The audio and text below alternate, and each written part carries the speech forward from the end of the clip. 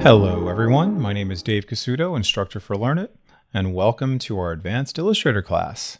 Hope you are excited to move on to the next level of this truly extraordinary program. We covered a lot of good stuff in our intro class. Now it's time to elevate your skills with some new creative tools.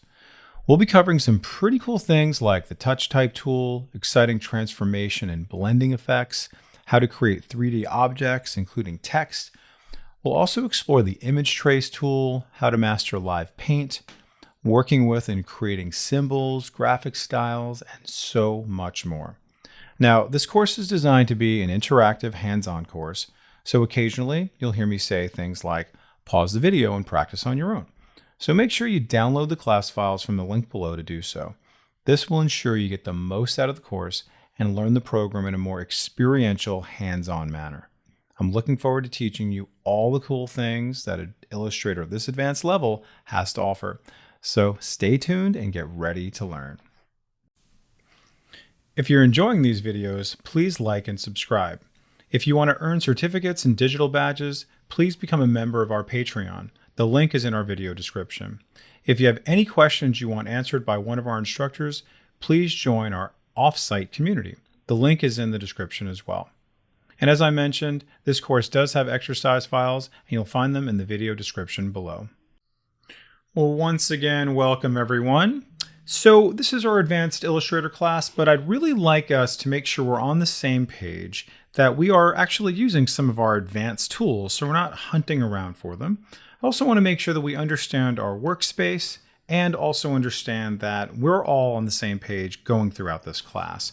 So currently, I am working in this workspace up on top here called the Essentials workspace. So I want to make sure that you are working with your Essentials workspace and then you finally reset your Essentials workspace.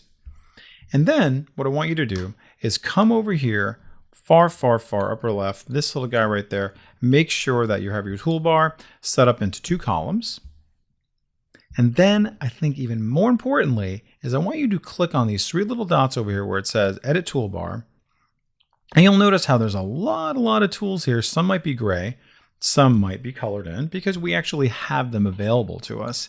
So what I'd like to do is actually make it so pretty much all of them are available, if not most of them. And how do I do that? Let's just simply click on this little flyout menu here, and you're going to choose Advanced.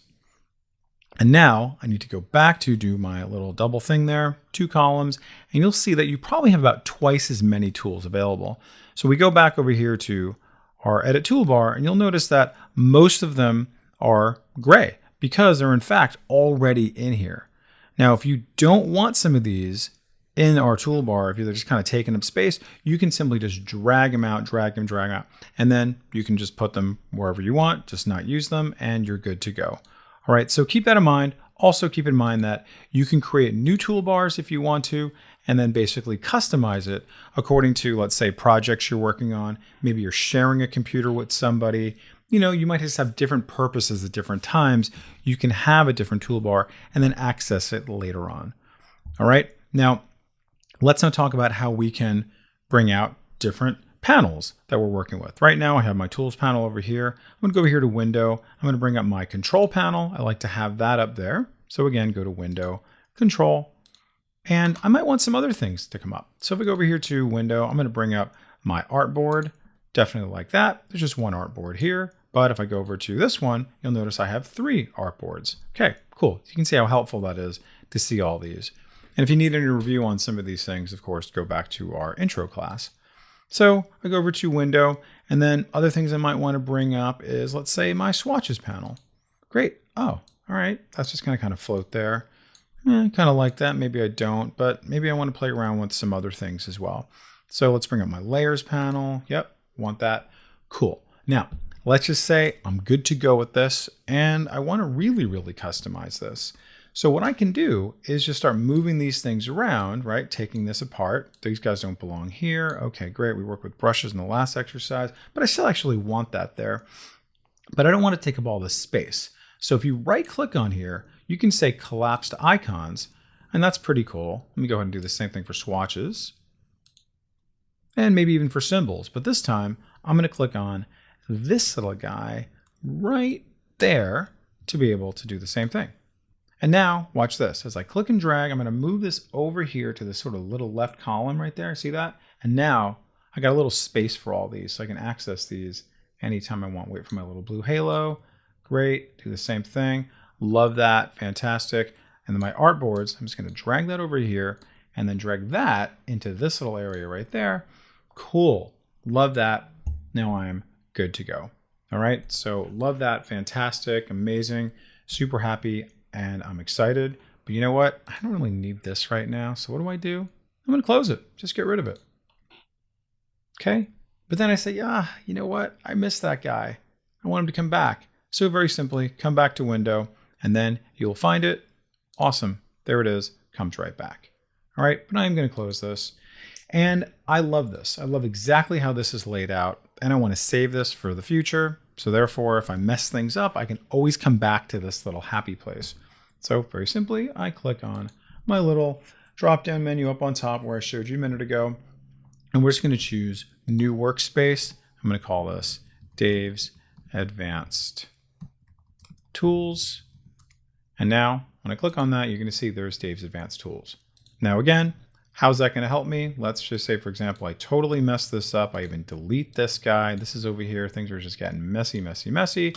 I can always do my little Mary Poppins effect by just simply clicking this and saying reset. And now comes right back. Even the tools that I deleted, everything comes right back. All right, so again, just to review, I want to make sure that everybody has the same tools that we have here because we're going to be using potentially some new tools you have not worked with before in our intro class. So I want to make sure that we have everything here and just try to get your panels to look like mine as much as possible. Right, what we have up here, what we have on the top here, which is again our control panel. All right, so pause the video, make sure you're all caught up, and we'll see you in the next class. Now, I want to talk about something in Illustrator, something in the whole kind of Adobe ecosystem that a lot of you may have chosen to ignore over the course of your career with Adobe. And I know that because I know that I have. And that is working with our CC or Creative Cloud library. So I'm just going to drag this over here and I'm just going to bring this back to what my library looks like. Now, the libraries allow you to organize all of your contents and assets according to just what those assets are, right? You can name it a certain thing. You can also place it in based off of those particular asset types, right? So it could be vector images, it could be type, could be different styles of sorts. Amazing. And what's so cool about this is that, number one, you can share it from program to program. Some of the things that I have available here for me are in InDesign. I created those in InDesign. And guess what? When I go to InDesign, I can access some of these other things, including some of these vector graphics, some of these other images, and things like that. Also, you can share these libraries with other people. That's really nice. You can collaborate.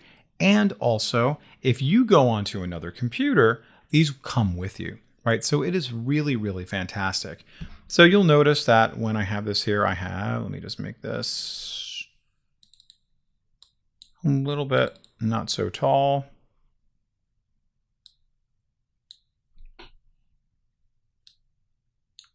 Okay, so you'll notice here I have the option to create a new library. And you'll also notice that I have about 5 libraries already set up to go. So if you wanted to create a new library, absolutely you could do that. So I'm going to go ahead and do one that's called symbols. We're going to learn about symbols in this class. Just do that and then bam, that's going to be ready for you to add on symbols. Okay, it's empty right now. So, but when you're ready to go, you just open it up and drag it in there. But let's say, for example, I have this little guy right here that I wanted to add in to a pre-existing library. So I actually have quite a few already, and I want to bring this guy into here. Why am I doing that? So I can use it over and over and over again, and I can share it between documents, between applications, right? And potentially between people. So I click and drag and watch this, it's going to light up and bam, there it is, avocado. Right click on that and let's rename that to avocado. Very cool. Okay, done and done. Let's go to this guy here and just drag it in. Okay, right click, rename, call that pepper. Okay, wonderful, great, good to go. And I can always use that, all right? These are all my individual vector graphics that I can come back and use anytime. So let's see that in action. I'm just gonna do a blank new document. Great, good to go. And then guess what's waiting there for me? Inside of my vectors, I can then say, hey, you know what? I did that avocado once upon a time. I'd hate to have to do that all over again. Guess what? Just drag that out and voila, amazing. And it has all the same properties and everything. Don't have to go finding things. Don't have to recreate it, anything like that. It is really, really amazing. Just superb, all the cool stuff that you can do using libraries. Now you'll also notice how you can add people on here as well. Invite to the library, you click on that, and it's gonna ask you, okay, who do you want to invite? It's gonna bring this up and you just go ahead and just type in who you want to work with, right? It's gonna come right up and wait for it. It might take some time and don't wanna take a tour. Just who do you want to invite to this and what can they do? Give them certain permission levels, right? Totally up to you how you wanna use this, but just know the power of this, that you can absolutely close out of that. Okay, work with these in a really, really robust way to make you more efficient, your team more efficient, okay? And then just make it so you don't have to recreate all these beautiful graphics that you have created once upon a time before. All right, so practice that. In a little bit, we're gonna see how our Creative Cloud libraries can work with Adobe Stock just the same. Okay, so pause the video, practice this, and we'll see you in the next lesson. Earlier, we discussed the Creative Cloud library, and I mentioned how we're going to work with Adobe Stock, and Adobe Stock is going to work nicely with our Creative Cloud library. Let's see what it can do. Okay, Adobe Stock is absolutely amazing. So essentially for the price paid of admission, Adobe gives you access to just thousands and thousands of assets. Okay, many of them are free, many of them are premium. I'm only going to talk about the free ones. So you can see here I'm inside of Adobe Stock and I filter things out by free. You'll notice there's free here. There's also free here as well, but certainly go to town on any of these other ones if you like. But now let's see how we can work with our Adobe Stock interface and database. First thing you'll notice is way over here is that I am logged in as me. Okay, it's very important that you are logged in as you to make all of this work. You'll also notice that there is my libraries sitting right over there. When I click on that, you can see all my libraries pop up, including the one that I just created called Symbols. Oh my God, they're all talking to each other. How cool is that?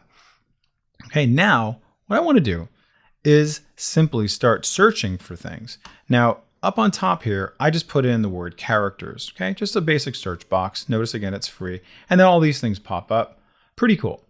But I want to filter this out a little bit more because I'm looking for only particular types of formats, okay? So what do I want?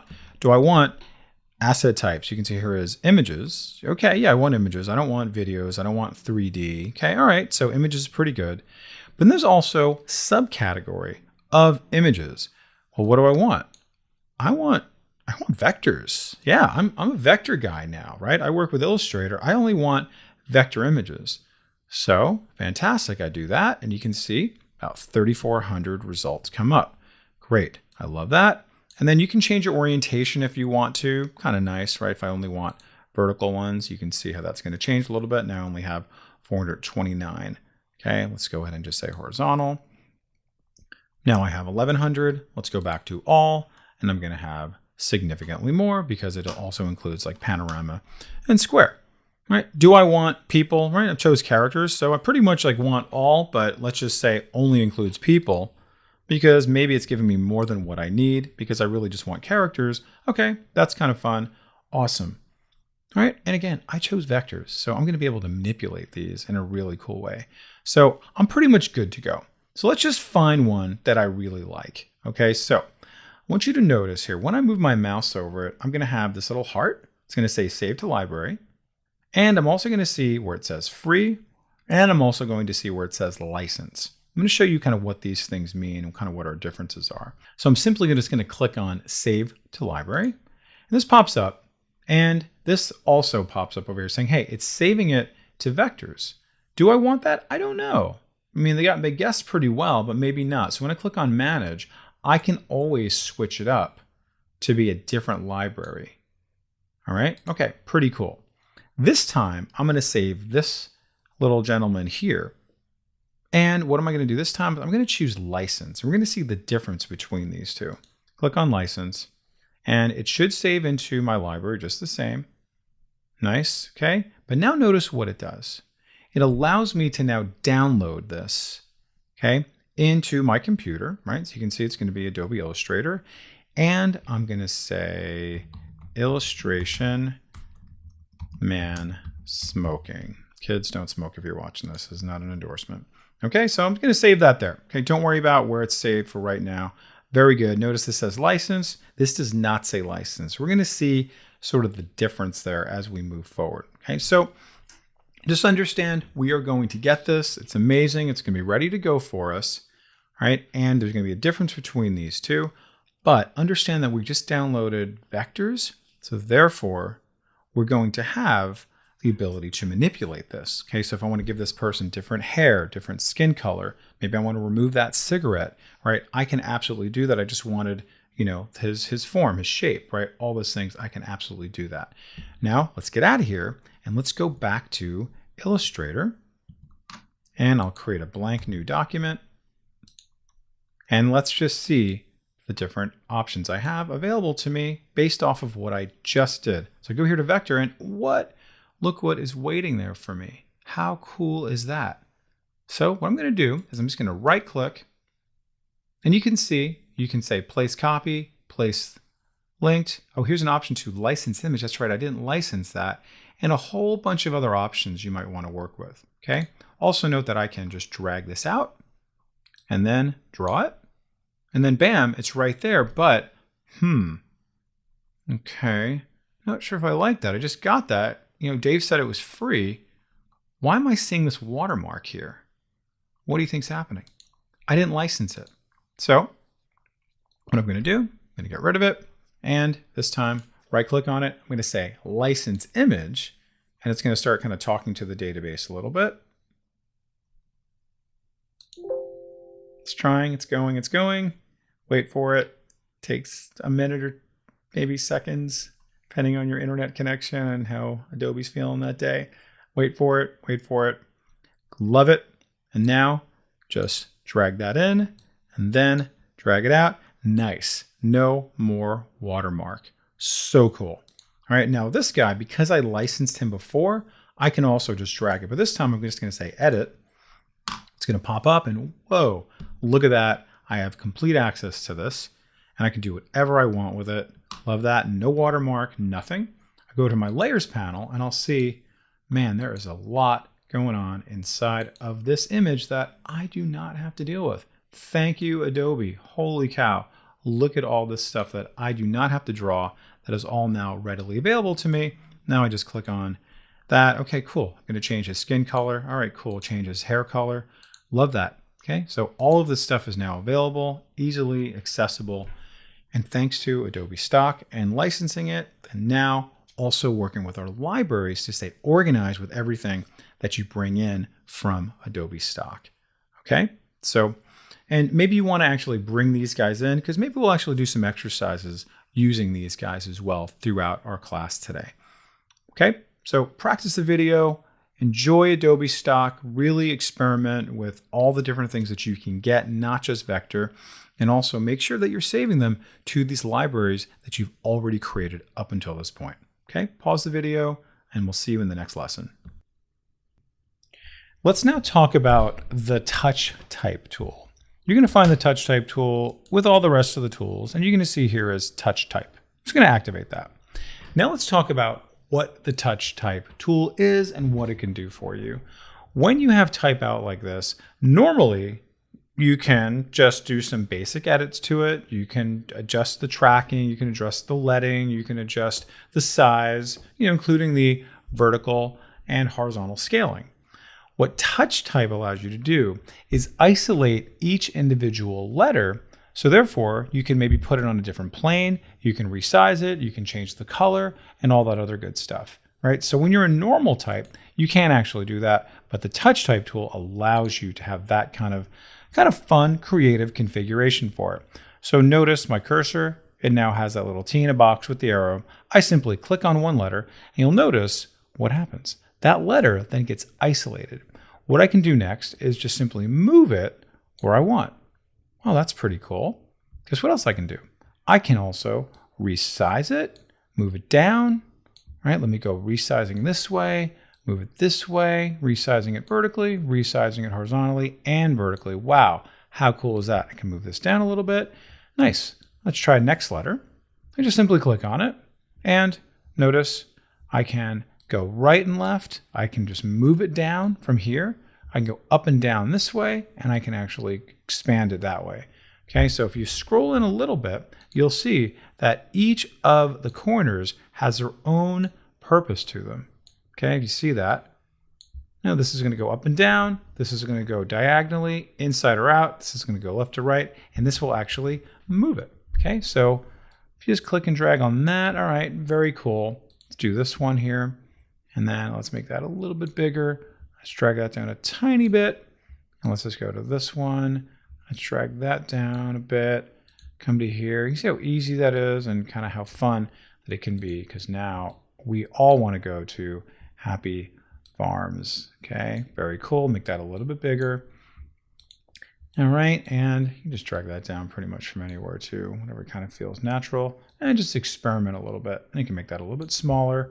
You just want to be kind of creative with how you lay things out. Okay, let's move the F a little bit further away. Oops, let's undo that. Let's move the F a little bit okay, let's try that again. I'm going to grab it from here. Oh, you know why that's doing that? That is doing that because I'm running out of room and it's pushing everything over. So just keep in mind, make sure that you have a little bit of space along the outside. Okay, so now next I might want to change the colors of these. So I go back over to here and guess what? This is now isolated and I can change each individual selected color to be whatever color I want. All right, so let's now just change it to one of our happy colors. Very cool. Go to here and let's maybe choose something similar once again. All right, love that. I'm just going to choose all my pinks right now.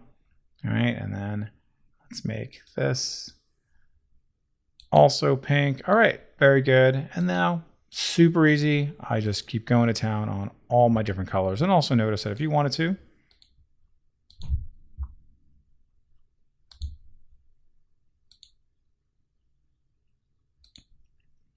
okay. So you see how this works. Pretty amazing to be able to really execute different things that you want in terms of the spacing, the size, and all that good stuff here. And then also the color. Now let's also see what we can do with strokes. So you can see, very easy. I just apply that, make that have a little bit more of a stroke compared to the rest of them. Hey, that's kind of fun. Let's try this one. Let's have this one have a stroke. And let's make that one be a white stroke and make that a little bit thicker. Okay, so just a combination of a lot of different things that you can do, including color, which is both the fill and the stroke, and also resizing it, and then also moving it in other places. Also, experiment with different fonts as well. Sometimes the blockier fonts maybe work a little bit better, but you can always change this because this is still live text. All right, so don't forget that. Even though we've now switched over to our touch type tool, we can always switch back over to all these and we can change this to something completely different if we want to. So no longer is it just Happyland Farms, it's just Happyland Farm. Okay, and I can very easily work with that and all the other type and paragraph settings as well. Pause the video, practice it up, have fun, and we'll see you in the next lesson. In this next series of lessons, we are going to talk about transformation options. And not just ordinary transformation options where we start working with these guys over here, like our reflect and our rotate and our scale and our move. We're going to go a little bit deeper, a little more complex, which is going to give us not only more control, but it's also going to allow us to come back and make very easy changes and do it in a much more efficient way and also in a more scalable way. All right, so you'll see here we have this beautiful object.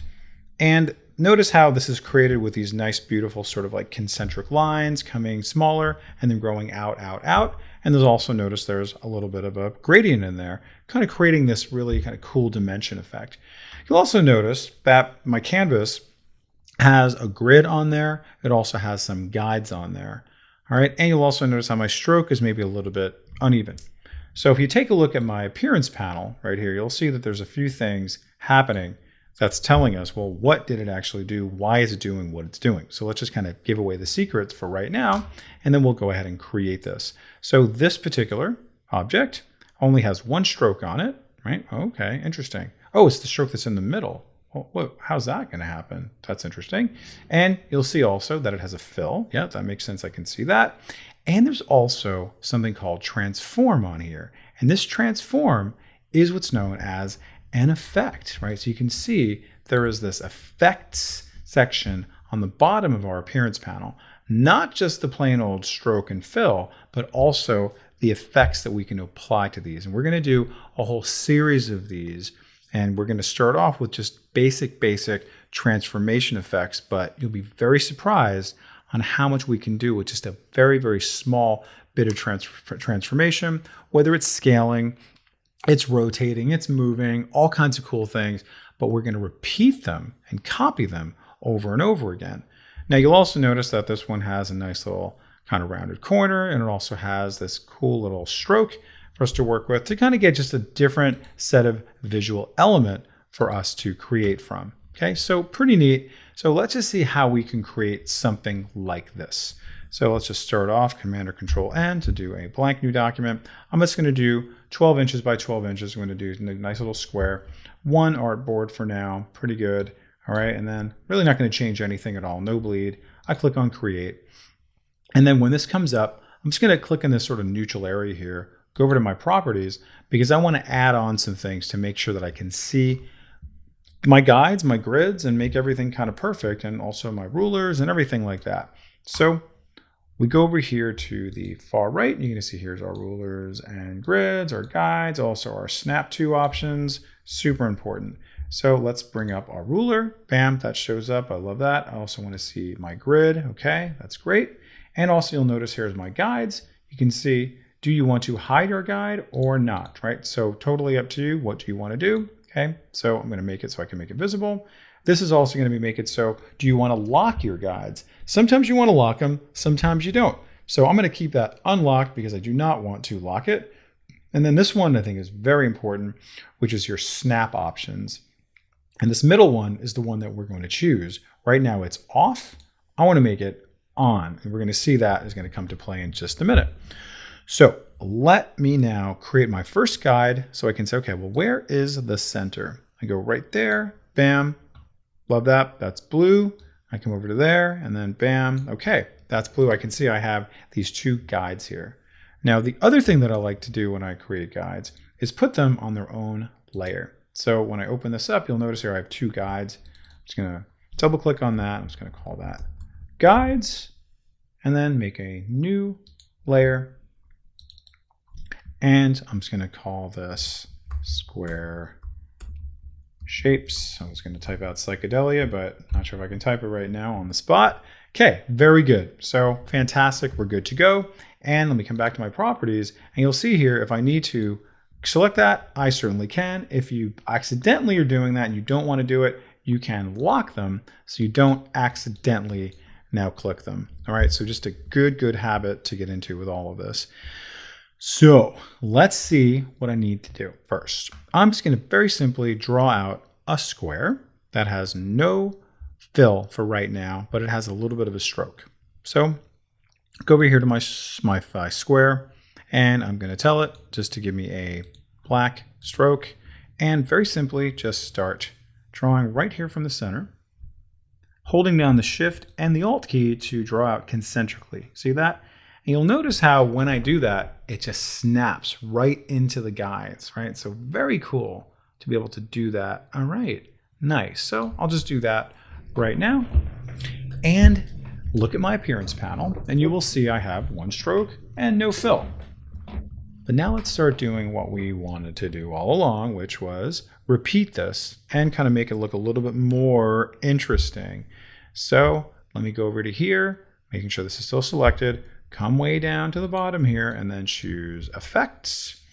And this time we're going to go to Distort and Transform and just say Transform. And this is going to pop up. This great little dialog box basically asking me about scale. Where do I want to move it? How do I want to rotate it? So pretty much like all of my transformation options are in one window. Okay, pretty neat. Now you'll see also I could rotate this. I can do all kinds of other options here in terms of, do I want to transform the object? Certainly. Do I want to scale my strokes and effects as this thing gets bigger and bigger? Totally up to you. But guess what? With this preview chosen, you're going to have the ability to see what you're doing as you do it. So I'm just going to make this go up, let's just say 105%. Okay, and you see, all right, is that doing what I want to do? I don't know. Let's make some copies. I'm just going to make this 20 copies, hit tab. All right, we're on our way. I'm going to go ahead and use my mouse wheel, make that go more and more and more. All right, kind of like that. Let's go up to 35. Cool, sort of. Let me just see what else I can do. I would like to go down here and say, listen, you know what? I made a mistake. I should have actually had that start from the middle. Guess what? Because the effect is only on the middle shape here, if I bring in this middle shape, watch what happens now. I'm going to just do Shift and Alt or Option on the Mac. Just bring that in. And now look how it reinvents itself. Ooh, that's pretty neat. Oh, but I want to go and transform again. What do I do? Do I go back here? I got to start over again? No, just go over to here to the transform option, and it's going to take you right back to where you were before. Oh, awesome. Now let's just see what happens if I make that maybe a little bit bigger and make this a little bit bigger. Nice. Okay, we're kind of getting someplace. Maybe not so big. I'm just using the mouse wheel again. You'll notice how I can also make one part 1% growth, another part a different one. So a little more interesting shape. All right, so totally up to you. Doesn't have to be a perfect square. Doesn't have to be perfect anything. Whatever you want it to be. See that? You're just kind of creating the illusion. Somebody walking down a hallway, right? They're just doing all kinds of, just experiment with it. And you'll see, all right, what do I want? And don't worry about it because you can always come back to this.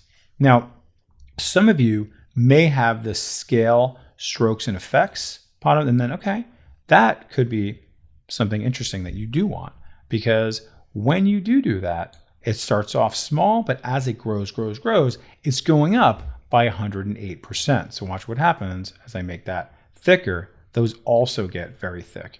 There's no right or wrong here at all. It's really just depending on what you want to do. Okay, so let me just make that slightly smaller. And you'll see again how that comes together just like that. All right, I'm going to turn that off for now. Bring this back up. And again, notice how you can just change things so easily and this rapidly. It just brings things back to how you want them or don't want them. Okay, so let's just go ahead and click OK. And now let's try a few other things that you might want to work with. We saw how there was a rounded shape inside of my shape. Okay, let's just have a little bit of a different look for this. Okay, so you'll see here, this is an actual shape. So if I go over to here to my direct selection tool, you're going to see I have options to work with my corners. Okay, so I actually want to have rounded corners on this. So if I click on this here, you're going to see, all right, well, what do you want to do? Okay, so I'm just going to bring that up, up, up. Whoa, look what that does. All right, interesting. Maybe that was a little bit too much. So let's just kind of go a tiny bit. Maybe I'm just going to say 0.1, okay, maybe a little less so. Fantastic. Maybe you want to experiment with only doing one side. So then you can say, listen, that's just going to only be that part. So I'm just going to drag this out a little bit and then drag this one out a little bit. So it's not as perfectly symmetrical. So you'll notice how they're a little bit different. If I just select this and bring this all the way out, you'll see, okay, now that's very different, right? Because this is a little more of a corner. So we zoom out a little bit. We're starting to see how we're getting a pretty neat effect of kind of dimensionality. All right, now let's go and apply our gradient. Again, this is just like any other shape, but it's just repeating. So watch what happens now. I'm going to apply my gradient by going over to here, and then I'm just going to choose this gradient just like that. All right, not too bad. Like that. All right, kind of interesting. Kind of step away for a second. Just take a look at what we've done. Maybe you want to take a look at it without all this stuff in here. You can go over here into presentation mode. You'll see, all right, what we're doing there. I'm going to hit escape. Let's do a couple other things. I'm going to go back and select my shape, but this time I'm going to choose a different stroke for me to work with. So let's zoom in a little bit more. And let's see what kind of strokes we can work with here. So notice I have all these variable width profiles that I can explore. So if I click on this one, for example, notice how it dramatically changes everything. Let's go over to a different one. Let's go over to that one. Ah, interesting. Let's click away, be able to see that. Very nice. Take our grids off. I'm just doing Control or Command and the semicolon, or the quotes and plus Control, and that takes everything away. And of course you can bring them right back. Again, Control plus semicolon, Control plus the quotes. All right, so how do you want to view this? All right, now you also might want to go a step further by just changing maybe to a very different type of brush stroke. All right, not so much. All right, now let me experiment. What about that one? Whoa, did not see that coming. So much you can do here. Let's bring it back to our original. And let's just change the variable width to something a little more simple. Cool. All right, I like that. Really excellent. So much cool stuff you can do with just a couple of clicks. Now, let's go back to where we started. All right, and we'll go to my transform again. And let's just say I want to add on a few more copies because I love this so much. Making sure that this is selected. It's easy to forget. All right, there we go. And let's go to here and let's watch it grow, grow, and grow. Click OK. Zoom out a little bit. Very nice. I'm going to do Control and the side right there so you can see exactly what we've created. And look at that relatively complex shape that we did relatively easy. Because what did we do? We just drew out a shape and we went to the appearance panel and then we just transformed it. We transformed it using our distort and transform, and then we went over here to transform, and then we just played around with all of our other options. Let me bring that up again. All of our options for scaling, and then we just added on some copies, right? It's really a matter where are you starting off, and then Illustrator does all the work for you. Okay, so pause the video, practice this. Practice this on any number of different types of objects, really experimenting with how you're going to change the object more and more later on in terms of the corners, how the widths of the stroke itself, the type of strokes you put onto it, maybe the color of the stroke, maybe the stroke will even have a gradient on it, not just the fill. Who knows? Okay, play around with it and maybe you'll come up with a new logo. Maybe you'll come up with a new app design, something like that. All right, so see you in the next video. Practice up and have fun. Following up on our lesson with the transformation effects, let's see how we can create something similar to this. Okay, and you can see that the process is not much different than what we just did with our transformation, with our scaling. The major difference here is going to be that we're scaling smaller, but then we're also, guess what, rotating. All right, so again, you may know how to rotate in other ways, right? Looking at the tools bar over here, but you may want to do it in the appearance panel for all the reasons we just showed you in the last lesson. So you can go back and make changes to it very, very easily. You can apply more than one copy, and you can just come back and make what other kind of modifications and different types of intricate needs that you have in terms of the scaling of the strokes, yes or no, however you want to do that, and then go back and applying all kinds of different things to the shapes themselves, like a gradient, like a different type of stroke, etc. Now, let's just see what's going on with this particular shape. You'll notice how this is a shape that's not a perfect square. You can see I have two corners over here and I've got a little rounded corner here. Okay, pretty cool. So that's just nice to be able to do that. And then you see here in my appearance panel, I have a stroke that is black and I have a fill that is this gradient. And then you'll see here I have a transformation effect on my stroke. And guess what I have now? I have a scale that's smaller and smaller, and I'm also rotating it about 2%, and I'm also making 26 copies. All right, so let's just see what that looks like when I make more copies. See how it's going in.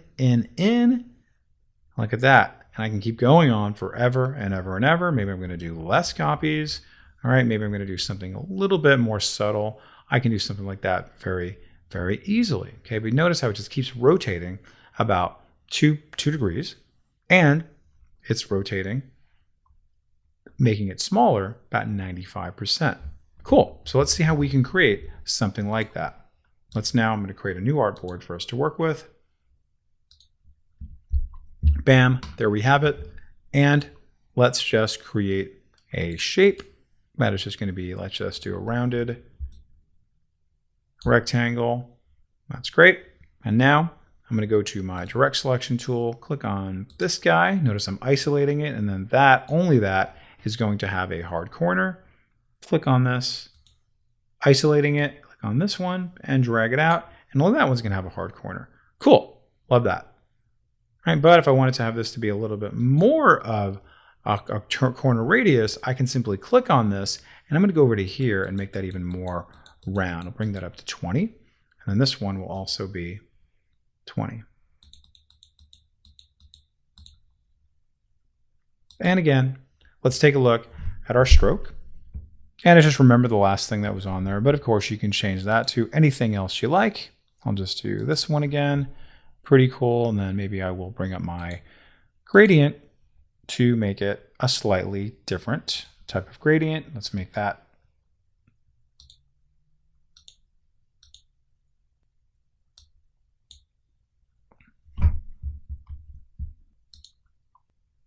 so I'll bring this up, and there that is, and I'm going to make that a radial gradient.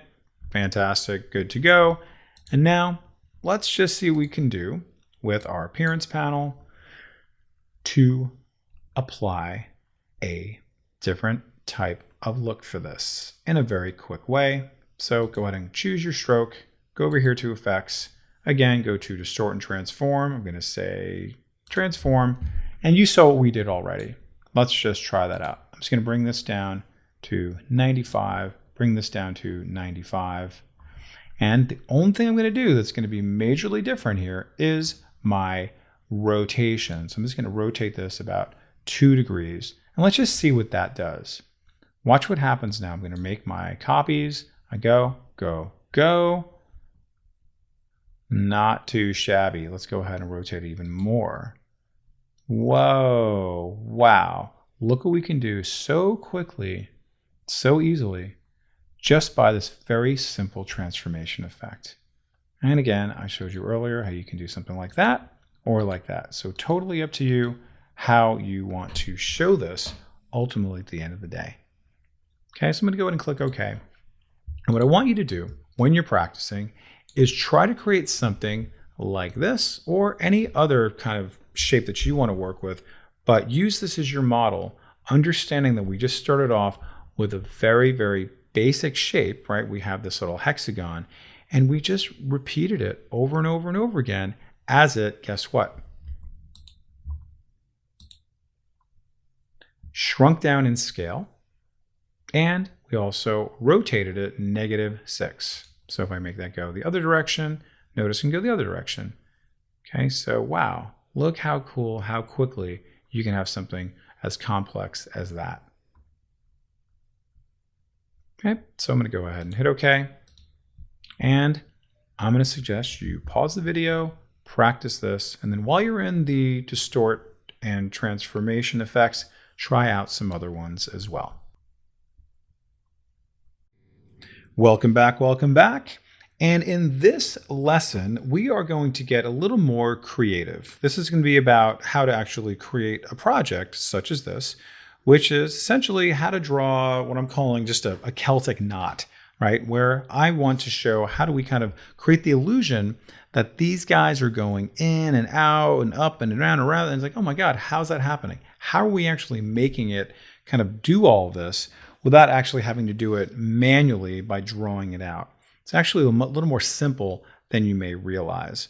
Okay, so follow along in this exercise. You may need to watch this again and again to get this and maybe write some of it down, but I have provided some exercise notes on this within the courseware. So let's go ahead and just create a blank new document. And I'm just going to make that square. That's perfect. And we're going to start off very simply by just drawing out a rectangle that is a stroke and it has no fill. Okay, so I'm going to make it so it has no fill. And then there's my stroke, okay? And I'm gonna make my stroke about 60. You can make yours a little thicker if you want to. And very simply, just draw out a rounded rectangle. So just come in maybe like that. Okay, I like that. So far, so good. And next thing I'm going to do, if you want to, again, you can round the corners if you like. So if I want to, I can round them a little more. So just maybe go more. So it just kind of looks like that. Fantastic, good to go. Now, next thing we're going to do is we're going to rotate our shape, and I'm also going to copy it. So I don't want to just rotate this one. I actually want to have a second one that is based off of this one that is rotated. So very simply, I'm going to go over here to my rotate options. You can see here is rotate. And if you double click on the rotate tool, you will see this pops right up, giving me the options of, okay, well, what is the angle you want to rotate on? I want to rotate 90 degrees. Perfect. But instead of clicking OK, I'm going to choose copy. And now look at that. Cool. I have the beginnings of my little Celtic knot. So what happens next? I want to actually make it so my stroke for both of these is on the outside of the shape. This is very, very important because in a minute, I'm going to do something called expanding my appearance. So I need to actually make it so my stroke is now going to be on the outside of the shape. This is the part that you'll forget. It's kind of odd, but let me just show you what we're going to do. Very simply, we'll go over here to stroke, and I'm going to choose that I want it to be on the outside. Notice it says a line stroke on the outside. Cool, there's that. I go over to here. I'm going to choose this guy. Again, same exact thing. I'm going to say aligns to the outside of it. Okay, cool. And if you want to, you can just kind of manipulate this even further if you like. But I'm going to keep it as is. But understand that this is now the beginning. This is the foundation of what we're going to create. So it's very important that you have it more or less how you want it to look right now. And you're not sure about it, you can always make some copies of this. So then you can always come back to it later on, but maybe you make some different shape copies for you to work with in just a minute after you finish doing it and you don't like it. So let's now just highlight all of our stuff here. So I'm just going to marquee over everything here. And next, I'm going to do what we call expanding the appearance. Because right now, all this is simply just a stroke, right? It's not really going to do much for me. So when I expand my appearance, it makes it into a shape that I can work with. So how do I do that? I'm going to go over here to Object. I'm going to say Expand Appearance. And now that happens. And really, nothing really major happens for us in terms of like what we can see. It's still not looking like a Celtic knot, but let's just see what we do to kind of start the process to make it like a Celtic knot or whatever you want to call it, any kind of knot or any kind of like interweaving. We're going to use this amazing tool called the Shape Builder tool. All right, so let's just see what this does. You'll notice, as soon as I click on that, I can now move my mouse over these individual parts to then blend together one section into another, because these are all now kind of overlapping with each other, but they're not actually blended together. Okay, now let's see what happens now when I drag down, going like this. I go across, going like that. I come up, going to here, and then I come over, going like that. And you can now start to see the beginnings of this little kind of circuitry that I've created. All right, now for us to really get some dimensionality, let's put a stroke around this. So I'm going to just simply highlight it all, and then I'm going to go over to here to my strokes. So let's make that red, And let's make that bigger, bigger, bigger, bigger.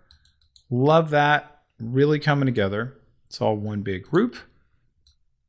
And I can now rotate it. And now I've got my finished product. Pretty amazing. And then maybe you're going to duplicate this. Maybe you're going to overlap it. Maybe you're going to put something inside of this. You're going to do lots of things, and this is going to be the starting point. Some of you may know how to work with symbols. Maybe you want to just spray out some symbols. We're going to be covering symbols in a little bit, but you can see how easy that was. Maybe some of you are going to work with type to do the same thing. You want type to kind of interweave with something else, right? With letters going into another letter. So this is a really extraordinary set of tools to work with, where we expanded our appearance that started from a stroke. And then once we did that, we're able to use the amazing Shape Builder tool to weave all of our content in between each other so they're all get connected and make the appearance and make the illusion that they're looping inside and out of each other. All right, so pause the video, practice this, watch this as much as you need to, and feel free to go ahead and look at the notes that I provided in the courseware. So in this next set of lessons, we're going to do a pretty heavy exercise where we're going to learn how to create this kind of like flower sort of mandala slash sort of logo potentially in a number of different ways. So earlier we worked on creating some pretty complex shapes using our effects on the appearance panel. And we're going to do something similar to what we've already done, but we're going to go a few steps further. We're going to rotate this time, but we're going to rotate a number of different objects. We're going to group them. And then ultimately, we're going to end up at the live paint tool so we can see how we can create something. So we're going to kind of go step by step on this. So I have a blank artboard down below for me to work with. And very simply for right now, I'm just going to create a shape for me to start with. Don't worry about getting this part perfect, because guess what? You can always come back and change it, and then it's going to be linked up to where we started. So how I'm going to do this is just very simply, I'm going to choose the ellipse tool, making sure, and this is very important, that I have no color fill, and I'm just going to have a very thin black stroke, and just simply click like that. Okay, great, fantastic, no problem there. But I really want to make my petal to be sharp on the outside, a little more pointy. So I go over here to my direct selection tool, choose that, and then as simple as this, I can just go over here to my convert tool, and then bam, that's now pointy. Okay, if I want to do the same thing on this side, I absolutely can. So click on that, great. If I want to make this a little bit taller, I can just simply click on that, use my arrow keys in my keyboard just to basically make that as tall or short as I want to. Same thing with this guy. All right, so this is just the beginning of my first petal. Next thing I'm going to do is I'm going to make maybe a little kind of circle, add some dimensionality in there. Sure, why not? So I'm going to go over here to my circle. Again, pretty much same thing, where I want to make it so my stroke is black and thin, and then I have no fill in there at all. So I'm just going to just simply click and drag more or less from the center in there. Okay, that's great. And again, don't worry about too much about the size and all that other stuff in terms of the stroke size and everything. But what I want to do in this case, I'm going to align this to make sure that these are aligned well. So I highlight everything, and then I'm going to click on this little drop down here to align selection and center it. Perfect. Now I can see that they're nicely aligned. Love that. If I want to be right smack in the center, then I would align my vertical centers doing it that way. But this is good for right now, because I'm going to change this. Believe me, this is just a start. Now, why did I do this, and why is this going to create this complex shape? Really, the question is how? How is it going to do that? So let's now highlight both your shapes and group them. So if you just right click on it, you can just choose group. That's fantastic. That's great. Now I'm going to apply my rotate effect on this. So I'm going to go over here to my appearance panel. I'm going to go over here to effects and go over here to distort and transform, and then transform. And from here, all I'm going to do is very simply adjust my rotation options. Okay, so here is rotate. And not only that, I'm going to adjust it so when I rotate it, it rotates in the right place. This is incredibly important. I want you to watch me like do it wrong. So watch this. I'm going to rotate this and I'm like, oh, wait, that's not at all what I want to do. Huh, what's happening here? Where is it actually rotating from? As you can see here, it's rotating from the center. I don't want that because I want to create like a million petals going along the outside. So therefore they have to rotate coming from the center. So if you'll notice here, way down below is this little guy right here. Basically saying, hey, where do you want to rotate from? I want to rotate from that guy right there on the bottom. So now when I change my angle, let's just watch. So I go that way, negative, go that way, one way or another. Okay, cool. Now I'm starting to see what I could possibly create with this. Oh, okay. Maybe it's just going to be a simple flower like that. Maybe you want to overlap. You'll have a little more of a complex angle, right? Totally up to you. And again, because you can change this anytime you want. Now that I have my angle chosen, I can now choose how many copies I want very simply just by scrolling up and down and down and down. That is so cool. All right, and you'll see, okay, you know what? I could have done my angle a little bit better. Maybe, okay, great. That's perfect. It's exactly what I wanted in terms of my rotation and my angle. And wow, maybe you're done and you love this. You see how I created this so quickly and easily. Let's click OK. We'll take a look at our appearance panel. You can see there's our transform. If we ever need to get back to that again, click cancel. Now let's start to see the power of this. The fact that we actually created this complex shape using our appearance panel is going to allow us to then, hey, listen, I want to actually make some changes to this. I decide, you know what, I prefer to have this guy here. Just double click on it to get into it. I want to have this move up. So watch what happens now when I move this up. So do all the rest of them. That is so cool. See that? I just choose one to move and they all move. Oh my God, look at that going up and down, up and down. Maybe I'm going to have them overlap like that. Oh my God, look what it just did. So cool. So all I'm doing here is I'm just using my arrow keys and then Illustrator does all the rest. All right, now let me see if I want to just have more than one. So I'm just going to hold down the Alt key just to duplicate this. So I'm going to hold down Alt and the Shift key and watch what I do as I clone this. And I'm going to do that, come back out of this, and now I have two of these. But why did I do that? So then I can separate them out, do it a little bit different. Let's bring this in. Watch, we're all going to do that. And now this guy is going to become a slightly different shape for me. And how am I going to do that? It's going to very simply be let's do another little pointed guy here. So I will choose the direct selection tool, click on that, and I'm going to make this pointed. Nice. So like that, let's make that also pointed by going back up to here and then convert that. Cool. And now let's see what happens when I, kind of like that, maybe that, bring it down a bit. Okay. And now you see, you just kind of just go crazy, experiment with these. Like what's the shape that you're looking for that maybe you didn't find right away, that maybe you're going to end up finding after you just kind of go this way. Oh, that's kind of neat. Look at that. Or go out like this. All right. Wow. Just make one change, and because it repeats over and over again, it makes that change repeatedly, so you don't have to worry about it. It's the coolest thing. So let's get back out of this. Let's check it out and zoom out. All right. Maybe you're happy with this. Maybe you're not. You can very, very easily change this. Okay. So this is really all about just choosing one shape, or maybe you're modifying the shape later on, but you're choosing one shape. You're grouping it all together with another shape, and then you go over to your appearance panel, and then you are going to apply some type of distortion. In this case, we transformed it and we just rotated it and then made however many copies you want to work with over and over and over again based off of a certain angle, and you're good to go.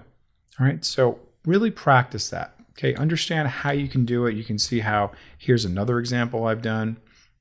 And this one involved color. So what we're going to do in this next exercise is going to be our first lesson on working with the live paint tool. All right, so stay tuned, but make sure you practice this and you can do all of these things before we move on. All right, so pause the video and have fun. Now at this point, you should have a nice little flower or mandala or some kind of repeating element that you've created, so we can now paint it. So earlier I showed you an example of this, and this essentially started off looking like this. And how did we get it to make it so we have these nice, beautiful colors inside of these shapes? We worked with something called the live paint tool, the live paint tool. And this is an excellent, excellent tool for working with painting for individual parts of something where you have these individual shapes and nooks and crannies, and to make it look really solid and really nice. So currently, this is not available to be a live paint group. I have to make it so. So I'm just going to simply just click right there. So I'm going to go over to my regular selection tool and I select it. Okay. Now it's still just one individual shape. So this is very important. I need to do what's called expanding the appearance. So whatever I see in front of me, it then becomes whatever is shown as individual shapes. Right now, it's just one shape that's able to be repeated over and over again. Certainly that has its benefits, but I'm done. I love this. Okay, so what I'm going to do now is go over here to the object menu. I'm going to say expand appearance, and you'll see, whoa, look what happens now. Every single one of these becomes their own independent shape. So if I click on these, I can now manipulate this if I want to make this a little bit different, which is kind of cool, right? So if I actually want to make this a little bit more kind of realistic, I can bring this out here so they're not super uniform, because maybe that's something you want. Maybe sometimes you don't after a while. So you can just really kind of play around with all of these things here and just experiment that, like, all right, great. Now that I've expanded the appearance, I have all that kind of cool control to work with. Now, let's start giving this a little bit of color, a little bit of personality. So how do I do that? We are going to now make this into a live paint group. All right, so where am I going to find my live paint? Yours is probably hiding underneath your shape builder tool. And you can see there is my live paint bucket. So when I click on that, you're going to see it's going to give me the option now to start painting. But what I need to do first of all is make this into a live paint group, right? So that could be a little bit confusing. It's like, well, why am I getting this circle slash? So if I now select everything and then I come over to here, now I can then make everything into a live paint group. You have to select it to affect it. Okay, so now watch what happens now. I'm going to click and now it's a live paint group. I know nothing really happened. There's no fireworks, nothing like that, but it is now a live paint group. Now let's watch and see what this is going to allow me to do. So your live paint bucket works in sync with your swatches. So let's bring our swatches over here. And presumably you got your swatches all ready to go, whatever kind of swatch you want. But I'm going to start off with this nice pretty purple color. And watch what happens now when I mouse over and I just simply click. How cool is that? Bam, bam, bam. Just going to town. Love that. That is awesome. Very cool. All right, just clicking away, painting some flowers, and just notice how everything is separated out individually, right, by what I have created using my earlier tool to make these individual shapes, and then I expanded my appearance. So Illustrator knows that these are all individualized, okay? Let's now do something in the middle here. Let's just do pink. All right, I'm gonna come over to here, bam, bam, bam. Okay, very cool. All right, loving this, so happy. Nice. And just imagine this is something that you drew, maybe something you got from someplace else, just like an illustration that you did, just some kind of drawing. All right, it's really starting to come together, a little more interesting. Let's now try one of these gradients. Click on that. I can still do a gradient too. Click on that. Oh, that's kind of neat. Cool, yes. Nice. A little more visual interest for me. Okay, Now let's zoom in and we can really go crazy with all this stuff here, right? So of course we don't waste too much time, but let's just add in some more purple again. It's gonna come in there. See, you get your nice little nooks and crannies. It's easy as that with the Live Paint tool. Click, click, and click. All right, now let's just zoom out a little bit. See what we've done. It's gonna click away. All right, and not too bad. Not too bad for about, what, 10 minutes worth of work. Okay, now let's go to the next level with this. Okay, that you may want to just remove some of your strokes. Okay, now this one's going to get a little bit crazy once I remove the strokes, but just for the purpose of the exercise, I want you to see what we can actually do while we are removing strokes to make the image look a little bit different, because this one does not have any strokes. So notice how it looks a little more cleaner. Okay, so what I'm going to do is just simply highlight everything here, and I'm just going to bring down my strokes. And I click away. You can see how much cleaner that looks as a result. Okay, you can probably zoom in a little bit. Okay, pretty cool. And now I just have that little bunch of things in the center, but they're still there if I want to, right? So if I do want to color them in, I can easily do that with my Live Paint. They're still there, but I'm just not going to have any strokes to be able to do that. Okay, so I'm not going to worry about my strokes anymore. So I'll just make this yellow, yellow, yellow, but still no strokes. Even though you get rid of the strokes, doesn't mean you can't fill in any of our fills. Nice. Let's zoom out a little bit, see what that looks like. Cool, that is beautiful. Okay, so I mean, a lot of these things, like, wow, what am I going to get once I just rotate things, I repeat things, and then I expand it out, and then I start applying different colors using our Live Paint tool. Okay, now in a little bit, we're going to do a little more simple one because I wanted to kind of make this sort of a complete project, but we're going to see how we can do Live Paint on just like a basic character. All right, so practice this and we'll see you in the next lesson. In the last exercise, we talked about Live Paint. Now we are going to use Live Paint on these little characters, but I didn't draw these. So what I need to do is trace them. I don't want to have to draw them out because I'm not that good of an artist. I'm not very good with the pen tool. So I want Illustrator to be able to do some tracing for me so then I can do live painting on this. Okay, so what does tracing look like and where do we find our trace options? So I'm going to select my image here. And if I go over here to Window, you're going to see there is an option for my panel to bring up the image trace. Okay, so let's go ahead and make sure you have something selected, and you'll see that this lights up with a bunch of presets for how you may want to trace. So you will see here different presets for different file types, for different quality, right? For different colors. Okay, you can see, wow, all these different things here. Now, before I choose this, I'm going to click on Preview so that I can know, all right, is this the best one? All right, now just understand that if you are going to be tracing like photographs with millions and millions and millions of colors, it's probably not going to come out with the same kind of fidelity that you might expect. It's not going to look like a photograph. It's going to make it into like millions and millions of individual path points. Okay, because ultimately when we are tracing, we want to make this as a replacement for us drawing something using the pen tool. So you can't really draw something out like a photograph because it's too detailed. So just keep that in mind.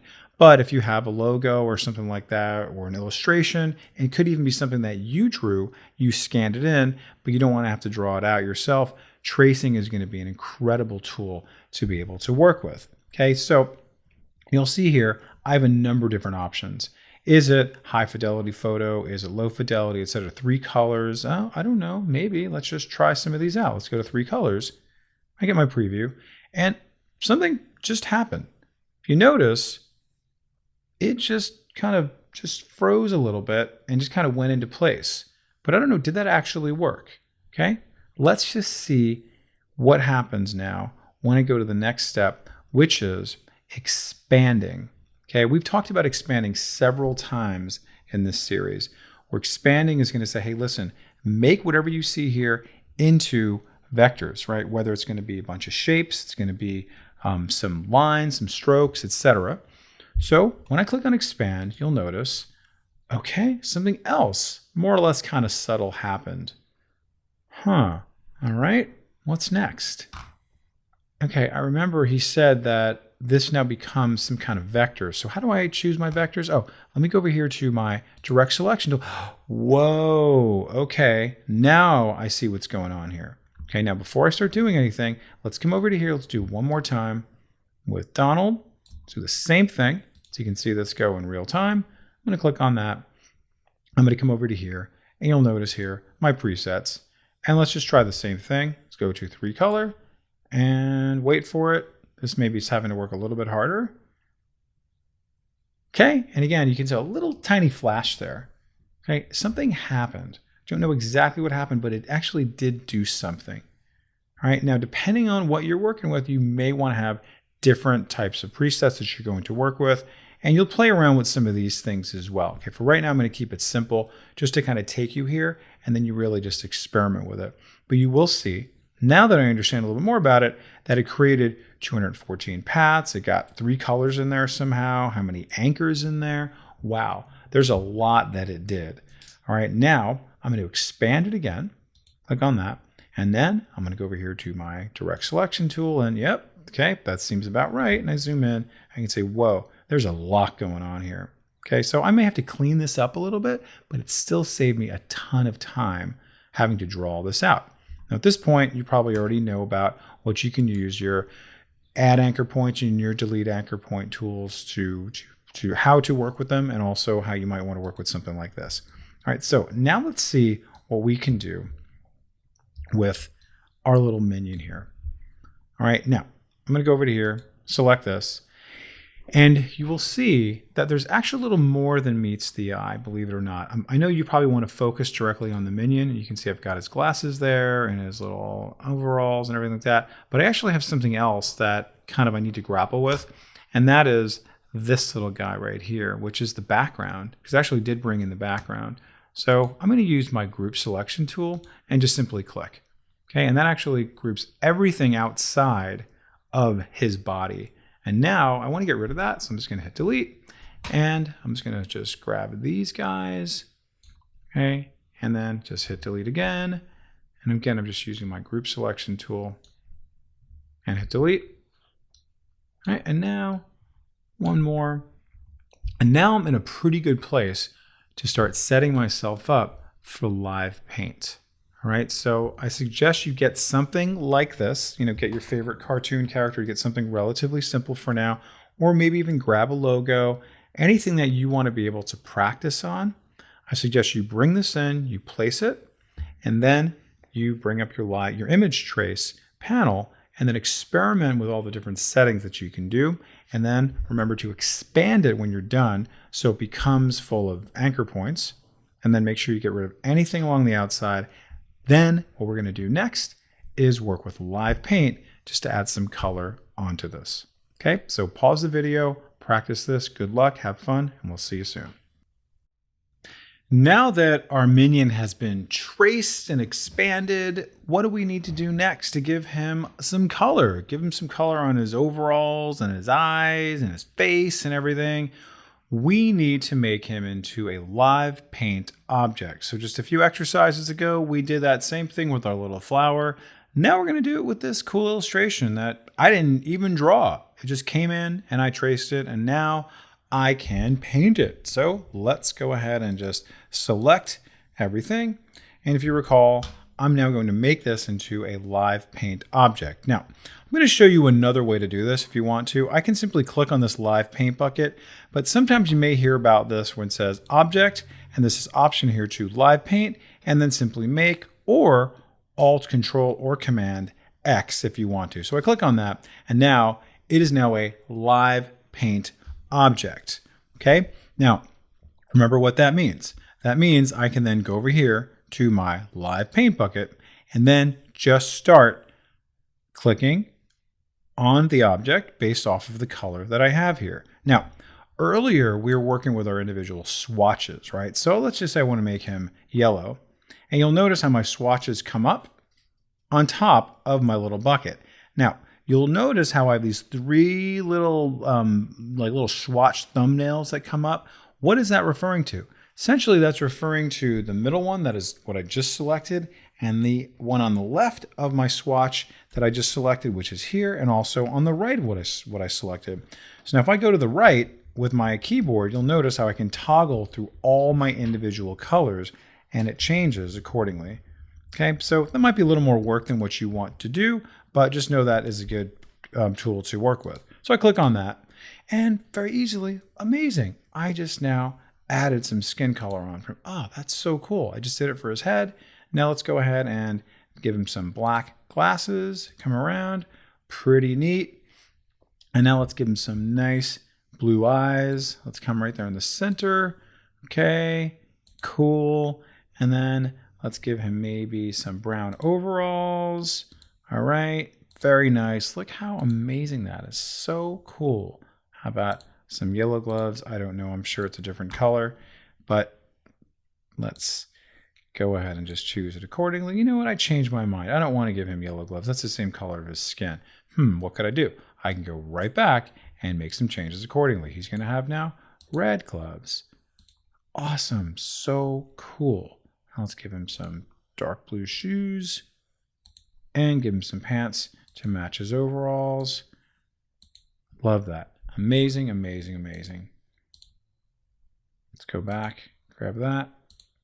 Bam, bam, and bam. Love that. Now, click away, and there you have it. So cool.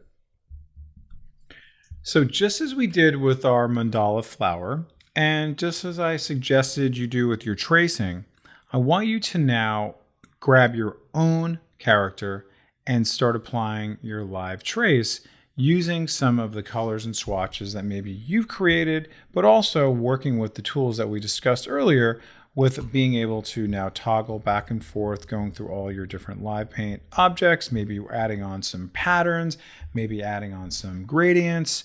Okay, just go crazy, have fun with it, and just really be able to just behold the amazing awesomeness that this tool has to offer. Okay, I'll pause the video, you pause the video, and have fun, and we'll see you in the next lesson. At this point, you are most likely aware of how strokes work. We see some strokes down on the bottom around our shape. We see some strokes around our text. Now, in Illustrator, strokes are considered brush strokes or considered strokes. We have a whole brush library, and there's some kind of overlap between them. But there's also a number of different kind of brush strokes we can work with, and there's also a number of different ways that we can apply them.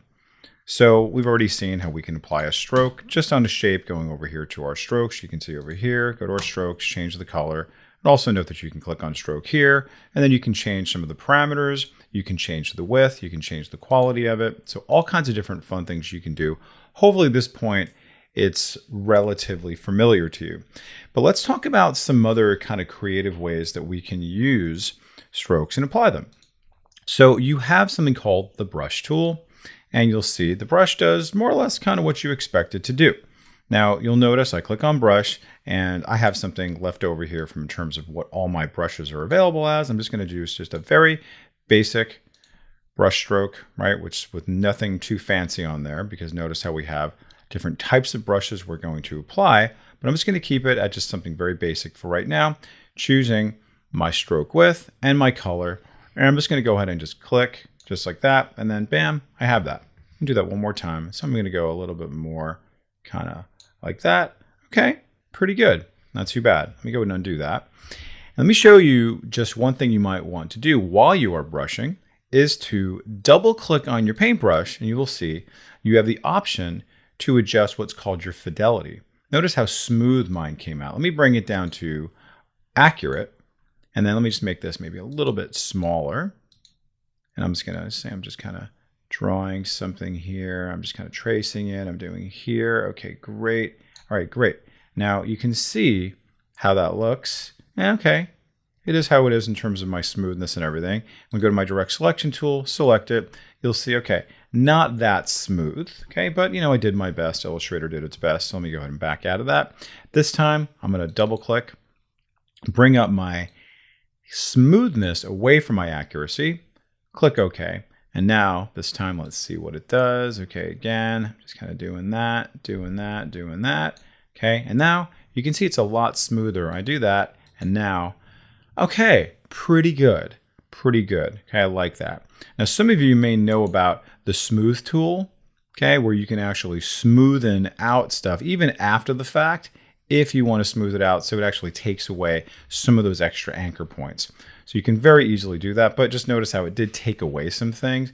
So you just want to be aware of that. So notice you can also double click on the smooth tool to make things, accurate or smooth as well. Okay, so that's just another parameter on the smooth tool, not on the brush tool, right? So it's kind of nice that they give you all those options.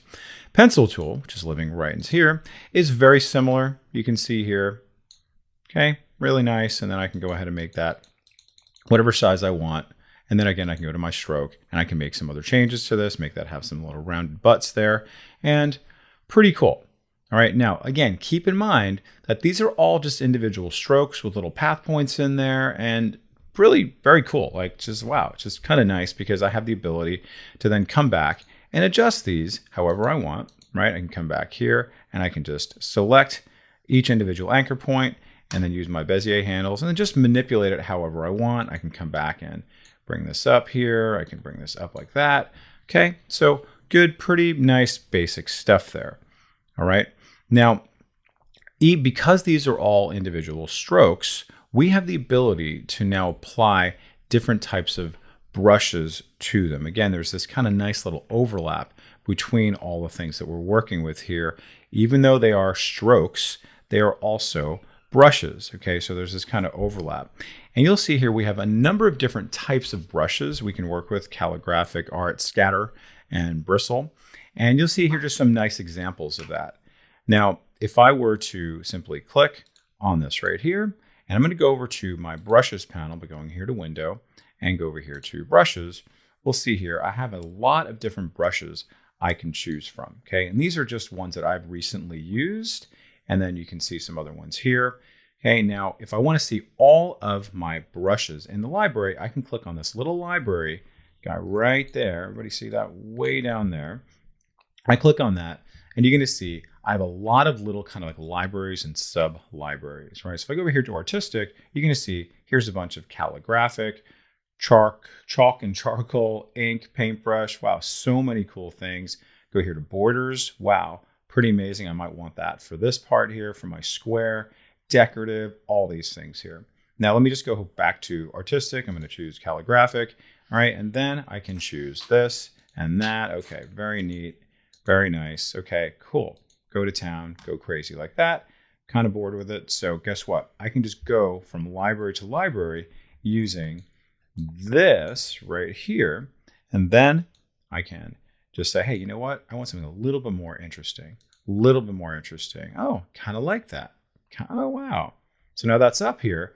Let me just try doing it on something as, ordinary and standard as this. So let's just see what happens when I choose. Oh, wow. I can do my brush strokes on here and on here. Oh, wow. Pretty cool.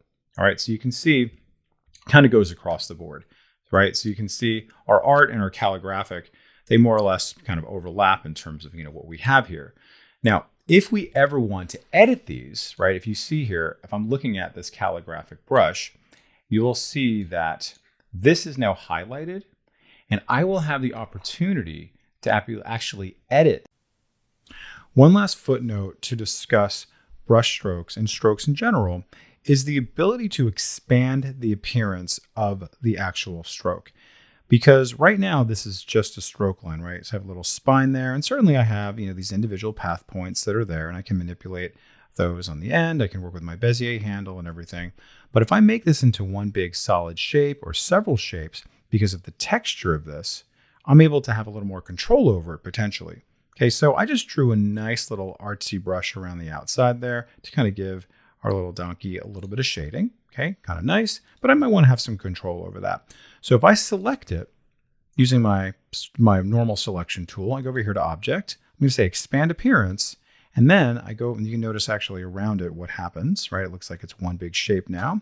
And now when I go to my direct selection tool, notice all the millions and millions of little path points that appear. So if I really wanted to control this right there to its most granular level, I can do that. See that? I can go over to here. I just want to really control how much is coming out there. This, of course, is very chaotic, but I can very, very easily come in there and manipulate it. All right, this is just one example of when you might want to expand appearance, but it's just kind of nice to know that you can start off with a basic stroke and then say, hey, listen, I don't want this to be a stroke anymore. I want to have a kind of different type of functionality with it. Now, if we go over here to this document, you'll see I have a nice little scatter brush, which has a lot of individual shapes here. But let's say I want some of these shapes. Let's say I want to work with these shapes independently. I want to change the color. I want to move them around, all that stuff. I can do the same thing with this brush stroke, essentially, by going here to Object, Expand Appearance, and now look what happens. Let me zoom in, and let me just highlight just that star, and then notice I can now move this around. I can rotate it. I can change the color if I want to. Look at that. How cool is that? So it gives you that kind of control once you expand the appearance. So some of you may decide, hey, listen, I'm going to use this as just a brush stroke initially, and then I expand the appearance, and then I can control it however I want to. So you kind of want to think about that in all your projects, whether it's a brush stroke or otherwise, when you see something that you want to make it into an actual shape and give you that much more control over it, or maybe a different kind of control, consider expanding your appearance. Now, coming back to here, you'll see that there's another example that this is just a line, right? You can see that there, just drew out this line, and I put on a nice little banner on here. You can see there's that little text divider. But let's say I want this as my own. So guess what? Let's do one more. You can see expand appearance, and wow, how cool is that? And I can essentially just kind of steal this if I like. So now this is going to be my own. It's got a little bit crowded in there. I probably have to lock some layers, but you can see, cool, that's mine. It's isolated from everything else over there. I would probably deselect all these, but you can see how easy it is just to be like, hey, listen, I just want this, this, this, and this. Great. Now I own that. See, it's separate from that where it wasn't before. Okay. So you want to practice this. Definitely get creative with it. Be bold, be ambitious, but just know that the options are there. In this next few set of exercises, we're going to talk about symbols, where symbols are going to be a little gift from Illustrator that are going to have a series of very complex graphics that are going to be pre-drawn, pre-created, and also vector-based that we can reuse over and over and over again. So where are we going to find our symbols? If we go over here to Window, you're going to see way down at the bottom is Symbols. And let's just see what Illustrator has given us. If you start off here, you'll see, oh, okay, not too bad. And if I click on this, drag it out, you see, all right, let me just bring this out. Cool, that's very beautiful. I love that. But let's see what else we have available to us. Outside of just these 6 ones, I have this little guy right there, which is my symbol library. So I click on that, it's like, oh man, there are a lot of symbols that Illustrator has given me. So if I just choose one of these now, you'll see it's going to pop up to its own little individual panel. And you'll see here, this is just my 3D. So same way that I brought this out here, I can then bring this out over and over and over again, right? I can just say, go over to here, and then I can do it again. All right, cool, I'm gonna use several of these. Fantastic, I can keep using this over and over and over again, okay? But now, where am I going to see all the rest of them? I don't wanna have to keep going back to here and then doing this and over and keep repeating that. So what I'm gonna do is simply click on this little guy right here, and that's gonna allow me to toggle through all of the Illustrator library of symbols. So if I click on this now, go to the next ones, oh, pretty cool. Go to there. All right, very nice. You can see celebration, charts, communication, okay? All kinds of different things for fashion. Wow, excellent. So let's just say, for example, I want to just bring out a pair of shoes. I just drag that out, make that nice and big, and cool, there you go. And I could reuse that, and I could just maybe go this way. All right, fantastic.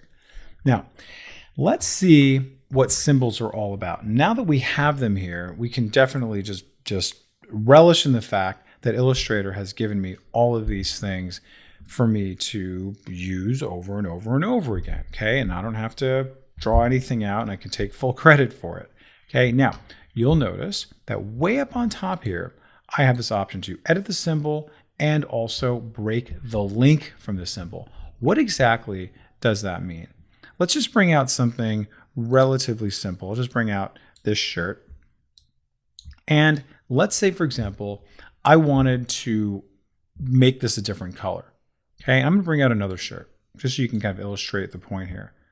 I'm going to make this into a different color. So when I edit this symbol, you're going to see I get this message. It says, hey, you are about to edit the symbol definition. Any edits to the symbol will be applied to all of its instances. Oh, that is interesting. So when I make a change to this one here, all of my symbols, oh, okay, so great. So I guess this is going to be a global change. So all right, I'm cool with that. So I do that, and now I'm going to zoom in here, and then I select it, and now let's go ahead and make a change. Let's make it a blue shirt. Cool. Now let's go over here to the upper left, where I'm going to just get out of this, and then zoom back out a little bit, and then, oh, look at that. This is now a blue shirt. I see what it did. Okay, interesting. But what if I didn't want that to happen? What if I wanted to have a shirt come out, but I only wanted one shirt to be blue and then another one to be green, another one to be red, but I still wanted to have these shirts come out, but I don't want them to all globally change. Okay, so I'm going to undo what I did. Let's come back, and here we are before my editing. I'm going to break the link.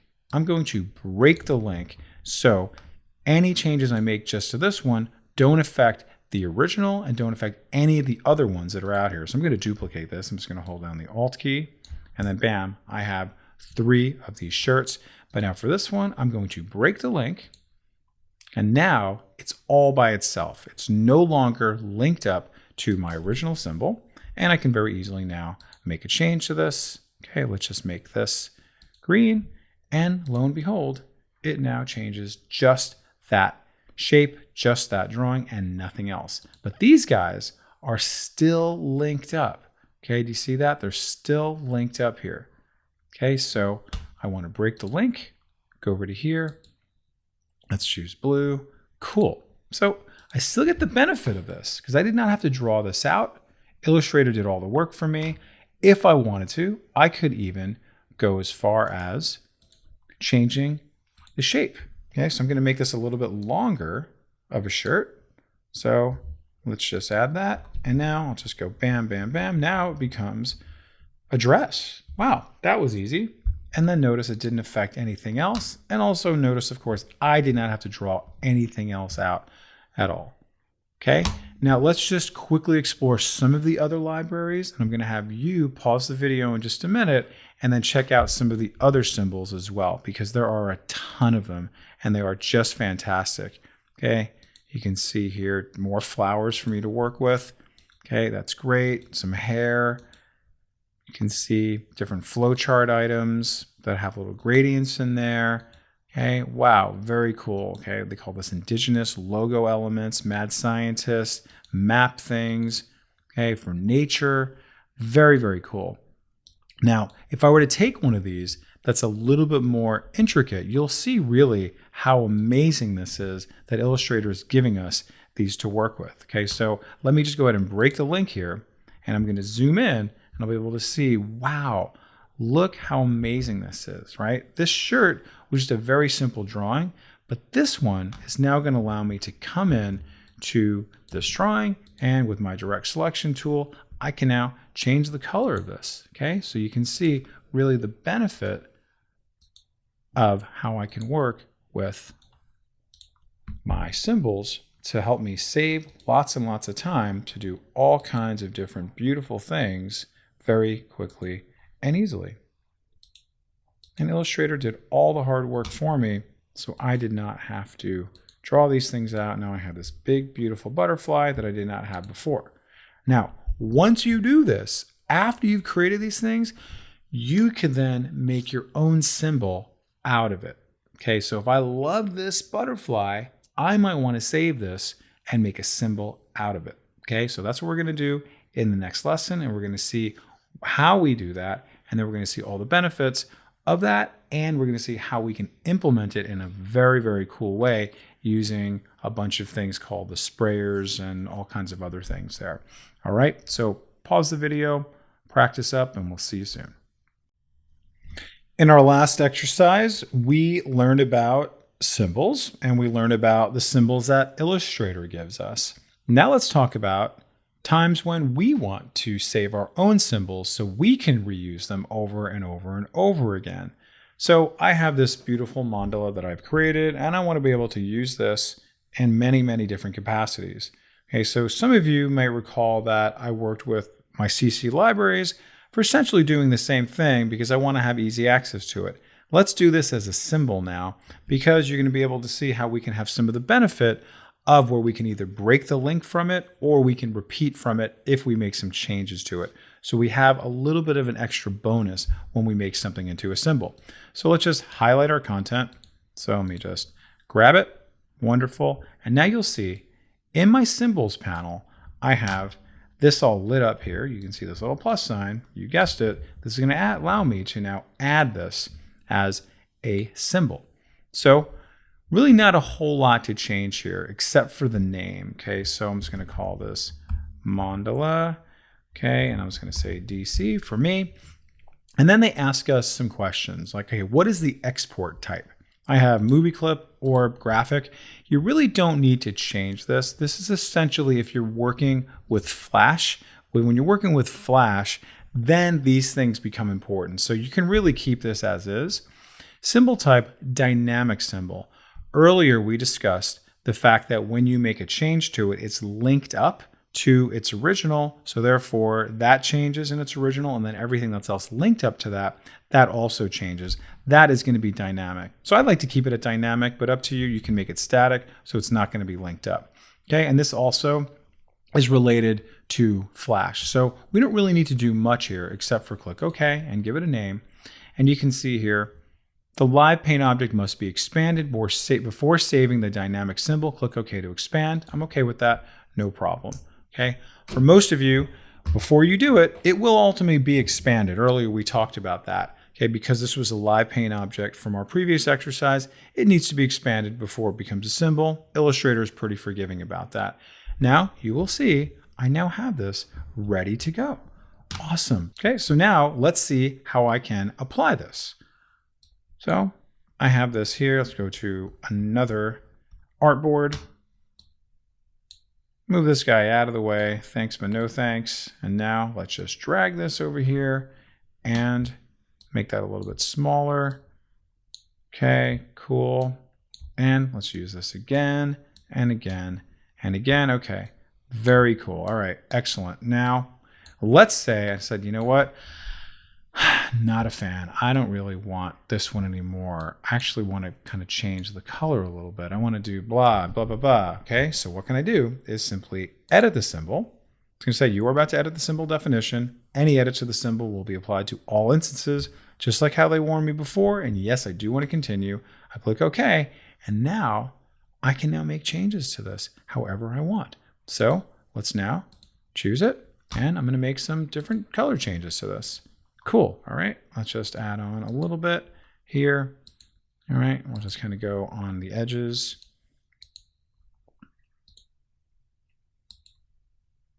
And I bet you can expect what's going to happen after I finish this. I'm going to go back. And now look at that. Every single one of these has now been changed. And this is something that I created. This is the coolest thing. And in our next lesson, we're going to use a number of advanced features to apply all of our symbols. And you're going to see them hiding way over here, and you're going to see all of these cool things around symbols. So stay tuned. But in the meantime, practice this up, make your own symbols, bring them into the symbols library, and have fun. Okay, and now finally, the symbol styler tool, that is contingent upon whatever style you may have chosen within your style library here.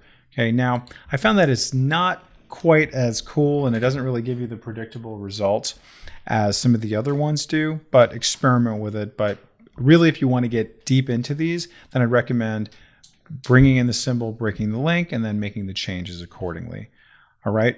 So pretty neat stuff. Okay. Right here, we just kind of started off with sort of a hodgepodge of a number of different graphics that we can sort of interplay together. But just know that once you bring it in, you have all the control in the world to resize it. You have the control in the world to rotate it, okay, to move them closer to each other, move them further away from each other. All right, very, very cool. Okay, so pause the video, practice this, bring in some of your own stuff, and really just start creating things, because there are just like hundreds of these for you to work with that are, again, just little gifts from Illustrator that you do not have to draw on your own, but they all are high quality vector graphics that you can manipulate by breaking the link, and then simply just make your own symbol based off of what you've made, and then continue working with these more advanced tools. Okay, and we'll see you in the next lesson. We're going to learn how to create a project like this, which is essentially just a combination of some basic type with a stroke on it, and a little bit of 3D, a little bit of touch type, a little bit of blending modes. So this is going to be a nice sort of full feature-rich project for you to try to be able to do a number of different things all at once. All right, so let's just see what's happening inside of our layers panel, where I have just these layers here, just my basic text layer, and then I also have this layer underneath, which is just, okay, fantastic, that's great. Now, you'll notice that when I get rid of this, my text changes. That's because of what we call a blending mode. These things are blending in together with each other. All right, so therefore it's creating that effect, right? And there's a variety of different kind of blending modes. Now, you'll also see that in my properties panel, when I select on my type, I have this thing that says here 3D extrude and bevel. That is the effect that is placed on this. And we're going to get into that once we kind of go a little bit deeper and we start to create it. All right, you'll see there's going to be also some other effects that we're going to work with in terms of our opacity. All right, now let's just see how we create this. Now I have this other layer here that we can work with that is just basic type, just like that, right? So no big deal. And what I'm going to do is simply just select it, and I'm going to put a stroke around it. And let's just maybe choose red, and I'm going to make that a little thicker. Okay, click away. And great, fantastic. Now I'm pretty much set up to apply my effect. And what's my effect in this case? It's going to be a 3D effect, and I'm just going to apply extrude and bevel. You don't got to go too far to do it. I click on that, and then amazing, right away I start to see like something pretty extraordinary. Like maybe that's all I care about. Maybe that's all I want to do. Okay, but you'll see, in case you want to move things around, this is all clickable and movable and interactive. So if I just simply click and drag this way, now I got science going that way. Now I got science going that way. All right, let's bring it back, maybe up that. Okay, pretty neat. And you'll see also I have this thing called my extrude depth. So I'm just going to maybe go up more and more and more. Wow, pretty neat. Go that way. All right, excellent. Now maybe I'm going to go a little bit less. I don't want to take away from our scientists. Okay. Okay, fantastic. Now you probably noticed by now that this extrusion is based off of the stroke that I created. Okay, so you want to keep that in mind, that in case yours is not doing it at all, that you should have a stroke, and you should also keep in mind the color of your stroke. All right, now you'll also see some other things here, right? Some like kind of presets for our bevel, right? So sometimes these will work, sometimes they won't. None usually works pretty good depending on what you're doing. We're going to be doing another 3D project in a bit where some things like a rounded one might look pretty nice, but experiment with it. So let's just try complex. It might take a second or two for it to render, depending on your computer speed and processing power. And remember, this is complex, so we can expect things to be a little bit more complex for our computer as well. And lo and behold, wow, it did something pretty neat, right? Kind of like that on some levels, right? It did a lot of things. But let me just switch that. Let's try to go to another one. Let's just try rounded this time. And again, it might take a second. Like, okay, and not exactly what I expected it to do. So let me just come back to none. And Illustrator's pretty happy with that. All right. And then you can play around with some of these other things as well. Like here, this is where is your lighting coming from. Do you see that? So you can see that kind of gives it a little more or less texture. So you can see, all right, very good. And then you can play around with these different levels of intensity, right? So it's okay, really what's happening for my image. If I bring up and down the intensity, the ambient light, you just kind of really spice to taste with a lot of these things here. So it's like, what is it doing to manipulate our image? Okay, and then blend steps, we're going to talk about blends in this class as well. You can see how it's going to kind of blend in with our 3D. Maybe you have multiple strokes on there, so you can kind of blend them all together. So I'm pretty much good to go. All right, and I just want you to know that at some point in another class, I'm going to talk about mapping art to our 3D, so stay tuned for that. Now I'm going to click OK, and just like that, I now have a 3D extrude and bevel effect on my text. Like, pretty cool, pretty cool. Now, earlier I talked about how we also might want to use touch type on this, because guess what? This text is still live, right? So I could actually come in here and still make changes to this, right? And I could just, put an exclamation point in there, something like that. But I just want you to know that you can still always change the type. Now, what I could do is move my type around, make this go up, make this go down, each letter kind of be scattered, maybe rotate a little bit. That is what touch type is. So how do I do that? If I go over to here to my type tool, I'm going to go over here to touch type, and watch what happens now when I click on this S. It now gets isolated out, and now I can move this up, and then maybe I'm going to move my I maybe down a little bit. Okay, it's kind of fun. Maybe I'm going to make my C kind of rotated. Cool. A little more fun. Click on that. And notice also how you can just change individual colors. So maybe this is going to be something for kids, and you want to just kind of make it a little bit more fun and interesting for them. Because I'm using touch type, I can just kind of isolate some of these things out and make it a little more fun. So this is a combination of working with my 3D and my type, and now with touch type, which gives me all the cool power in the world. Okay, so I'll just maybe do one more. Let's maybe make that blue. Okay, very cool. All right, so I'm pretty happy with that. I'm going to go back to my regular selection tool. And now let's see what we can do with our blend modes. Now, your blend modes, they blend together different layers with each other. Sometimes to give it more darkness, sometimes it's going to give it lightness, sometimes it's going to be a perfect combination of the two. Sometimes you're going to get kind of crazy results just in terms of the saturation and color that it decides to do based off of the opposite side of the color wheel. So you'll really want to experiment with this. I have a nice little handout that kind of breaks down what each of them does, but really so much of it is about kind of spicing to taste so you can see what you can do. So now I'm just going to go over to here to opacity to find where my blend modes live. So when I click on this here, you're going to see I have a lot of different options here. So let me just go down here to, let's just say, difference, and say, whoa, dramatically different. Okay, I'll go to exclusion, slightly more different. Some of these won't really do anything at all, but they will blend in together. Notice how, because this is light, right, I actually was able to go through it where the darkness ones don't go so much where the ones that are just for perfectly black, but you get this really cool effect that I can now see through her where I wasn't able to do that before. So I'll change that to something a little lighter, and we'll see what that's going to do. And let's go maybe even lighter than that, and we'll go, okay, very good. Now I can actually see through that S. So if that's an effect you want to do, just make sure all of your colors are see-through if you wanted to do a blend mode for darken. So I'll just do one more. Let's do this kind of bright yellow again. And finally, let's do green to green. Okay, very nice. Get out of that. Excellent. All right, so we've seen now just a handful of different things that we can do to create something pretty extraordinary. So what did we do? We just started off with basic type.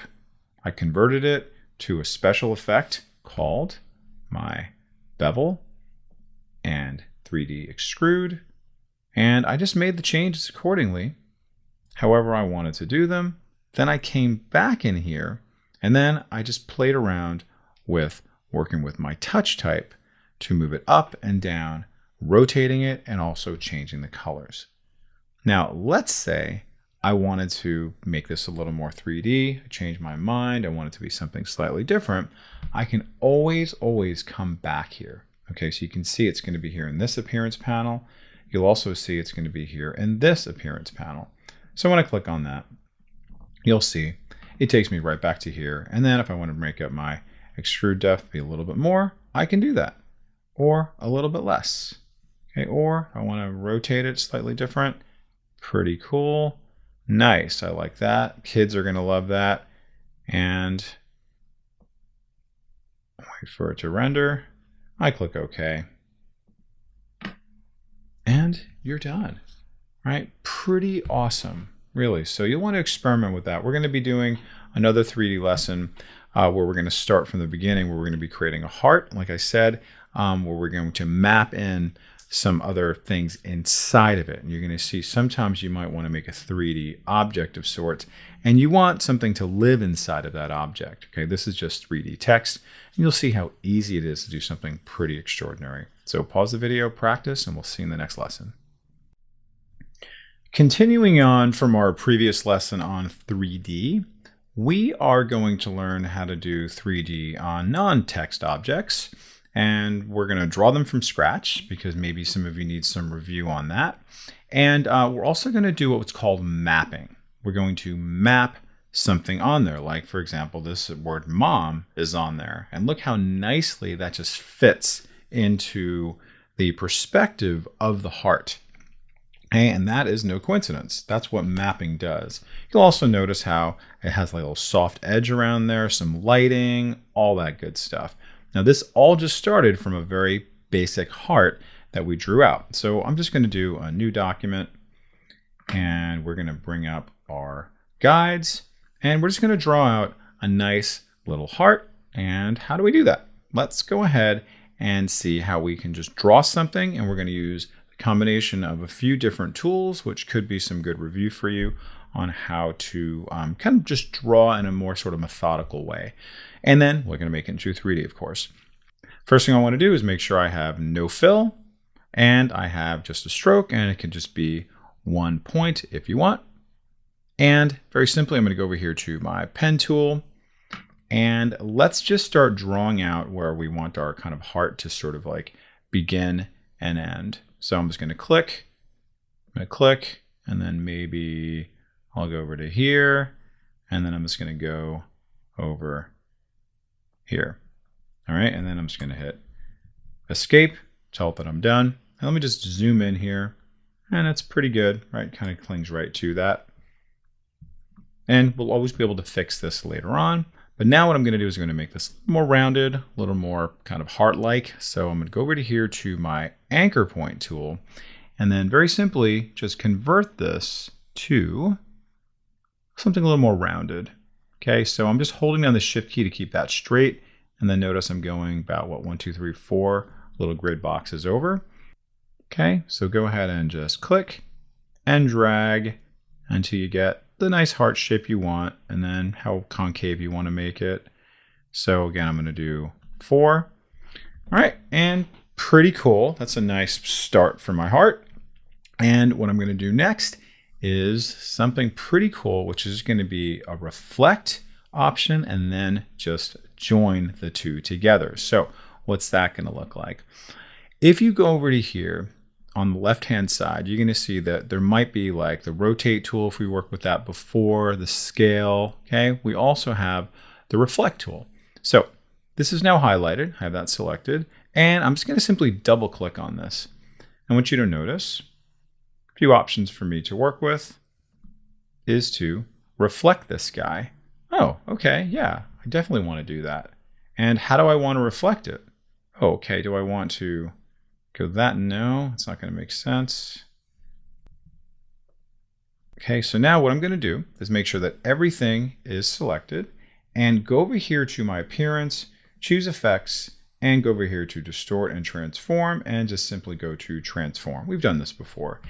And very simply, I'm going to say, hey, listen, I want you to reflect this guy. So as soon as I do that, like, oh, that's pretty cool. You can see it does that, but it's not actually making my heart. So a couple things I got to do. I got to move it. So you can see I can move it very methodically. I'm going to move this over 4 inches.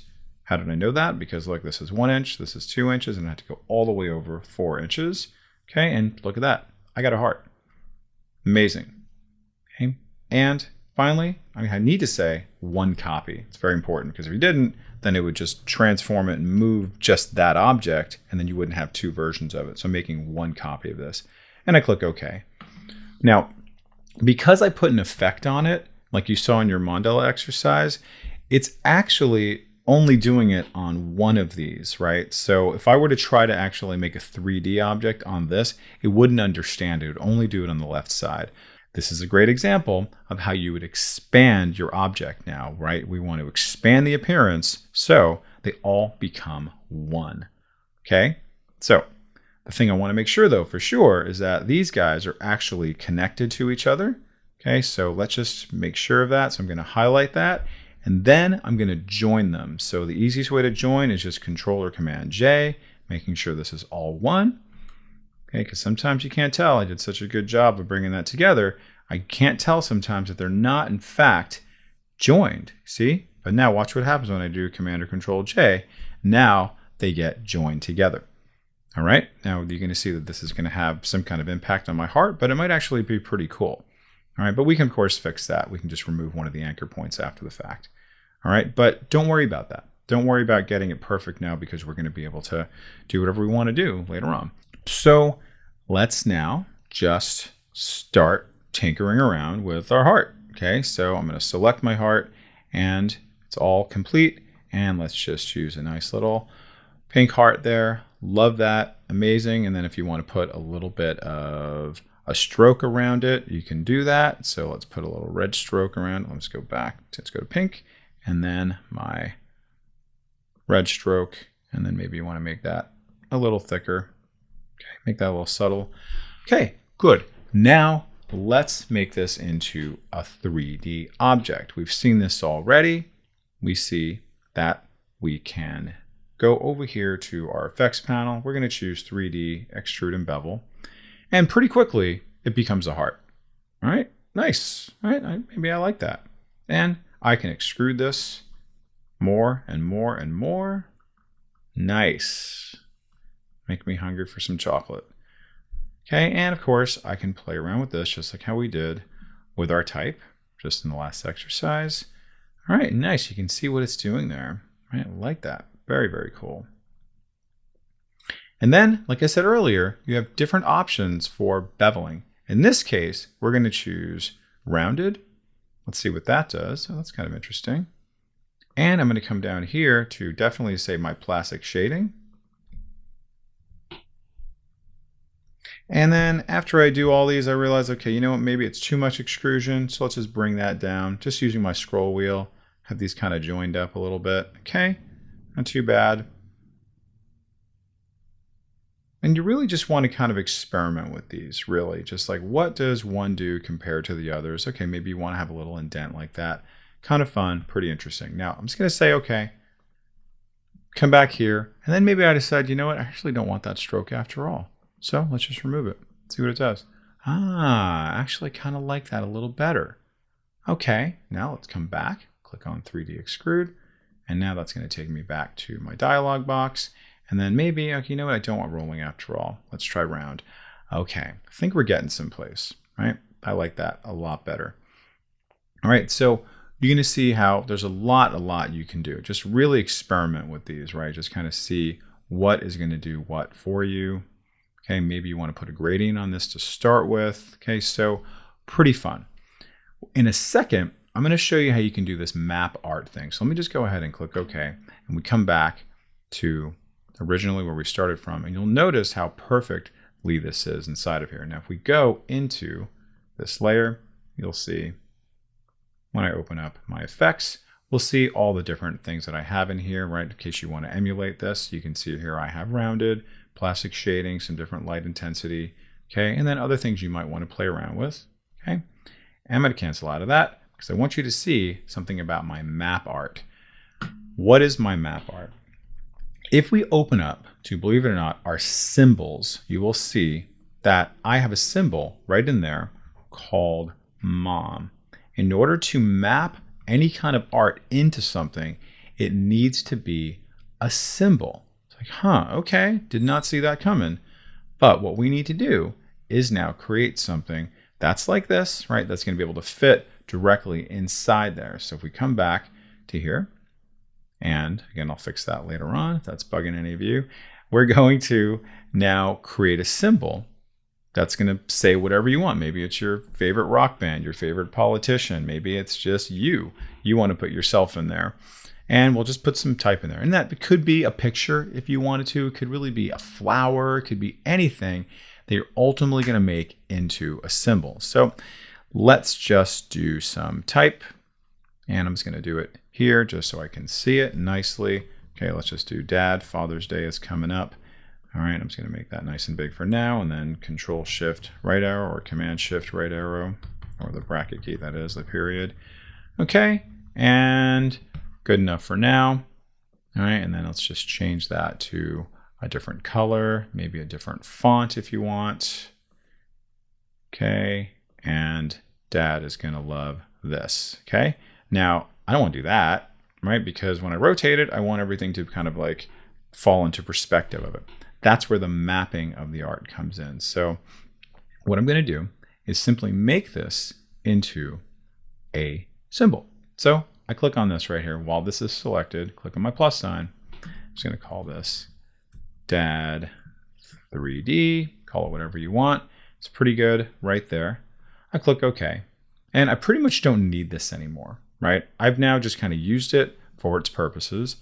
Now let's go back into our object. Let's go back into our 3D extrude and bevel. Click on that, and then I come way down here to map the art, and let's just see what it's going to do. Open this up, and it tells me, oh wait, Dave, you need a symbol. Like, oh, you know what? I guess you're right. I kind of do. What, I did make a symbol, didn't I? Oh, I'll click on that, and then guess what's waiting there for me? Is Dad 3D. And everything else that was just in my symbols library there. So when I choose this now, you will see, whoa, that is so cool. Look where it goes right there, and it has its perspective and everything. And I can move this around and then notice how it comes off like this. Maybe you want to be a little cooler about that, a little more interesting, like that. And you'll see exactly what it does. Okay, I can even resize this if I want to. Nice, that's looking even better. Awesome.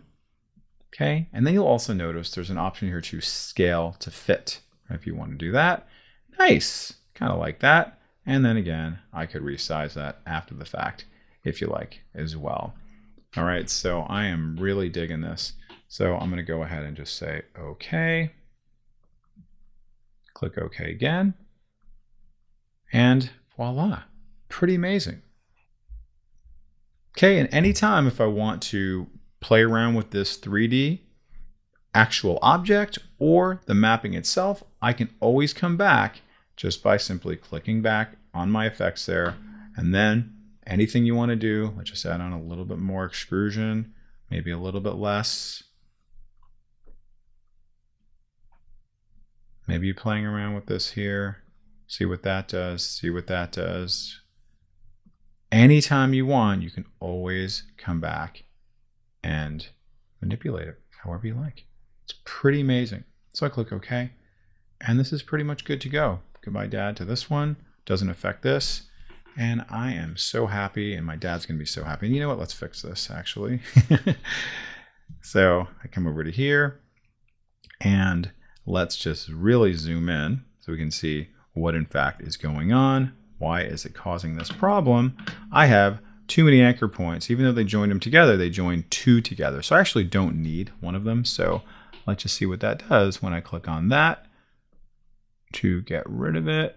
And now everything is hunky-dory. Nice.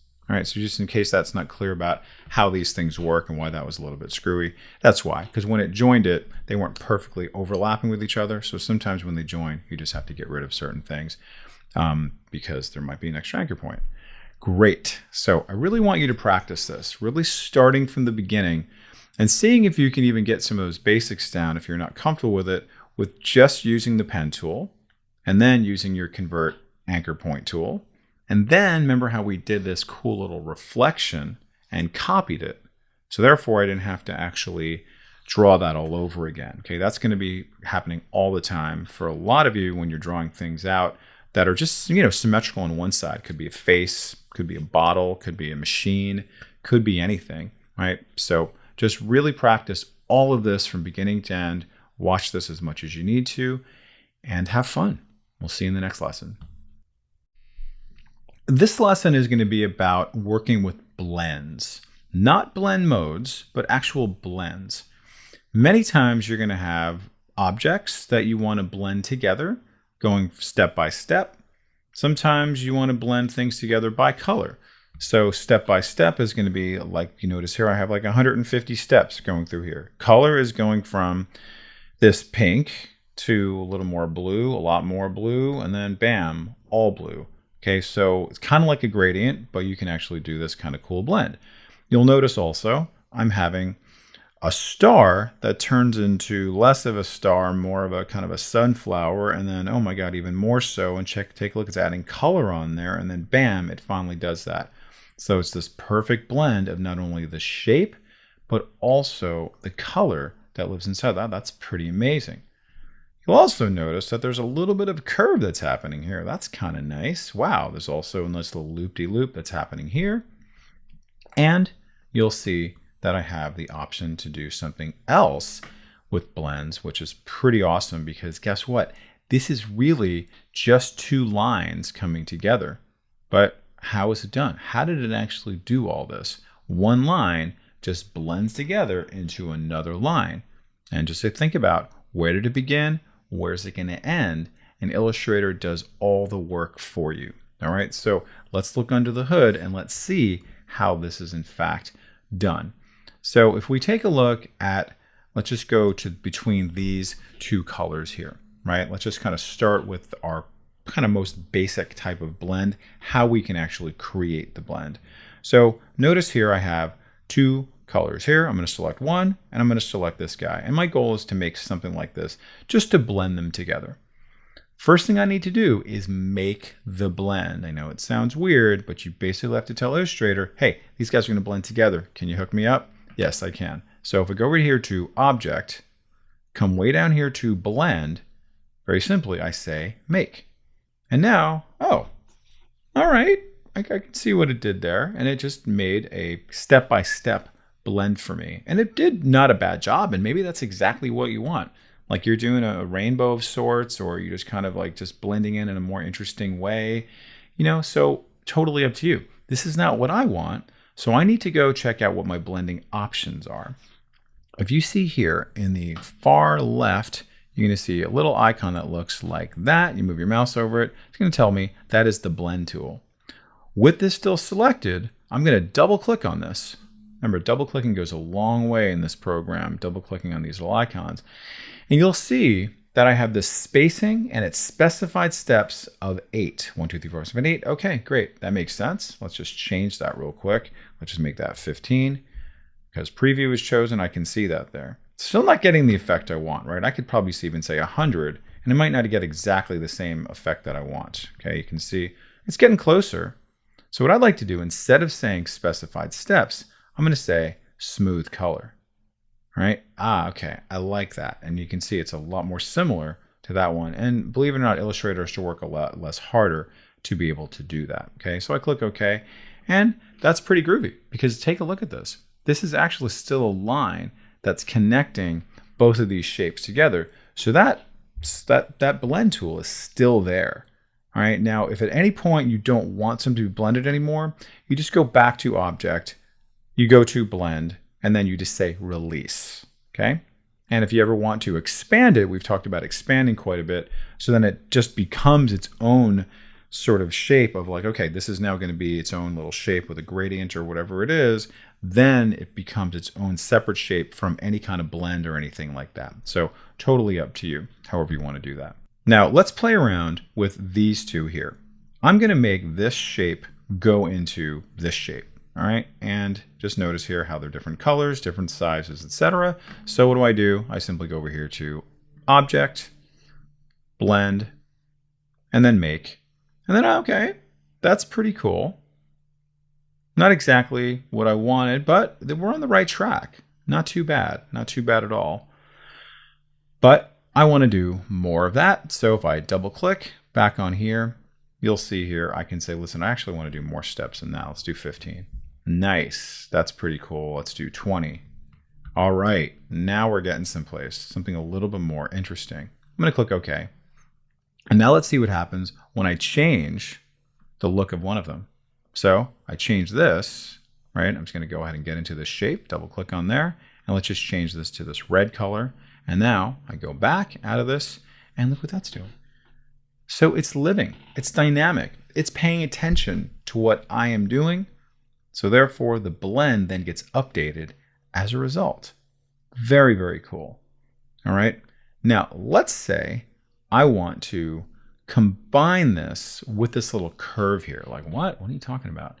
I want this to be curved, essentially. So there's a couple of different ways I can do this. Number one, I can combine it with this curve. And number two, believe it or not, I can actually draw out another anchor point and then make that curved, if you will.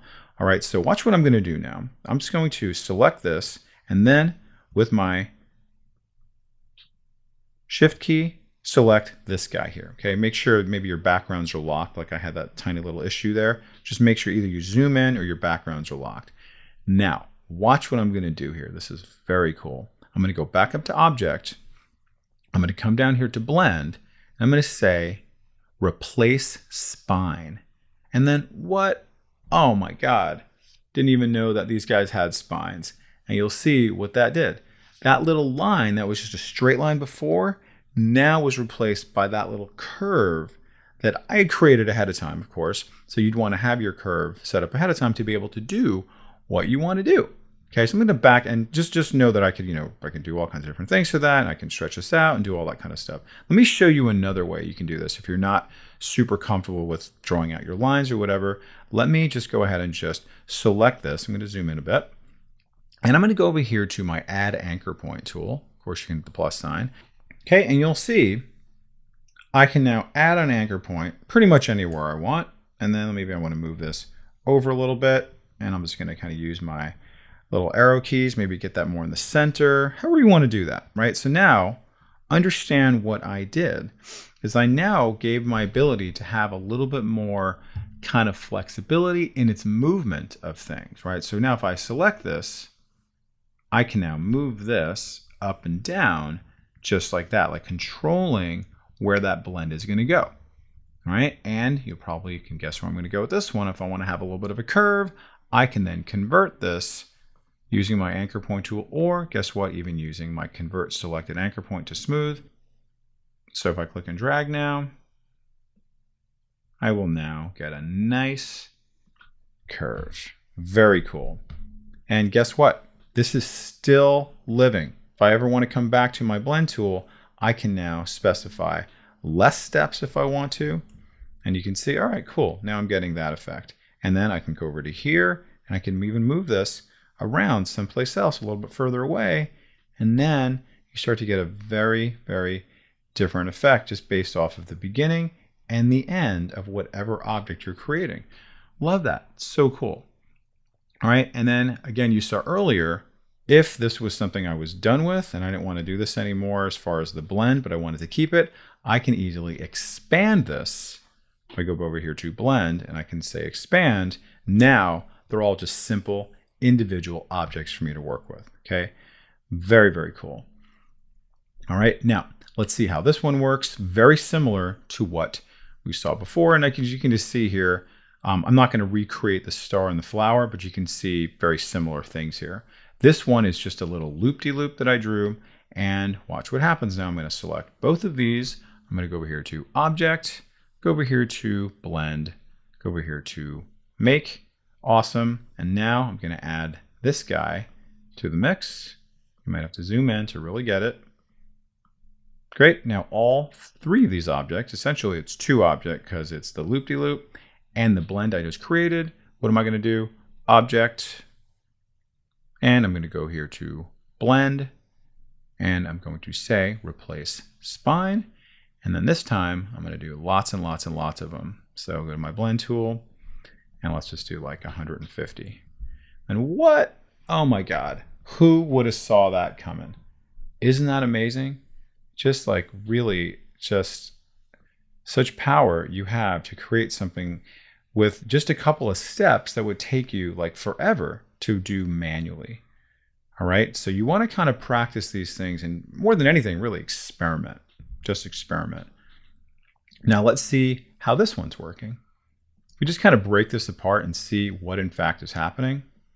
I just really only have one simple line here and another simple line here. Now if we manipulate this, we'll see I can now move this little anchor point down and we'll see, notice how everything now comes in. Oh, that's pretty cool. I kind of like that improvement. Just one little movement to kind of make my anchor point just shift a little bit up or down, but they're also kind of overlapping with each other because my other line is over here doing that little curvy thing. So it's not just a simple line, it's an actual curve that begins and ends and goes over here. So there's a lot that's happening here, and Illustrator just fills in the rest. So if we take a look at the actual lines themselves, we'll be able to see, in fact, what is going on. This is just a stroke that has a gradient on it, and this is another stroke that has a gradient on it, and that's what's making it do this cool thing. All right, so let's just do kind of a basic one so we can see this in action. So I'll just use my curvature tool this time, and I'm just going to click and then click and drag, click and drag, click and drag. Okay, great, and I'm happy. That's just one. All right, and then I'll just choose, maybe this one right now, and then you can see as I make it bigger exactly what's happening there. And let's just do another one.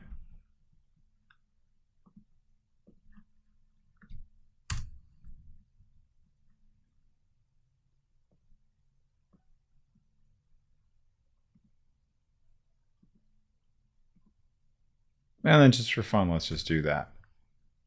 All right. And then I'm going to change the color of this. And don't worry about if you don't get it perfect, because you might want to change the size, you might want to change the color, you might want to do all that good stuff there. Don't worry about that. All right. Now let's blend these guys together. Very simply, I'm going to go here to Object, Blend, Make. All right. Kind of yes, no, definitely not. So let's go crazy with this guy.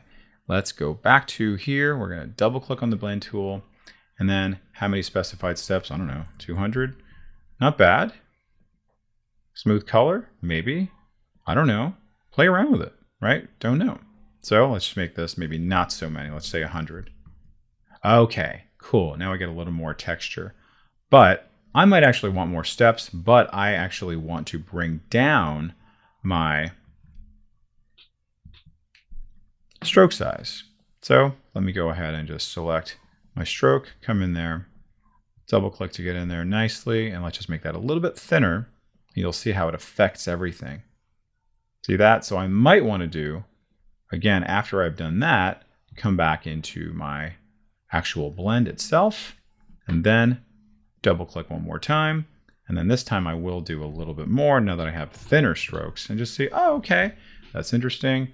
Now let's just go crazy with some other things we can do. Let's just kind of start to overlap some of these things and just see what it does. I'm just going to get the end of my anchor point and just loop this over here.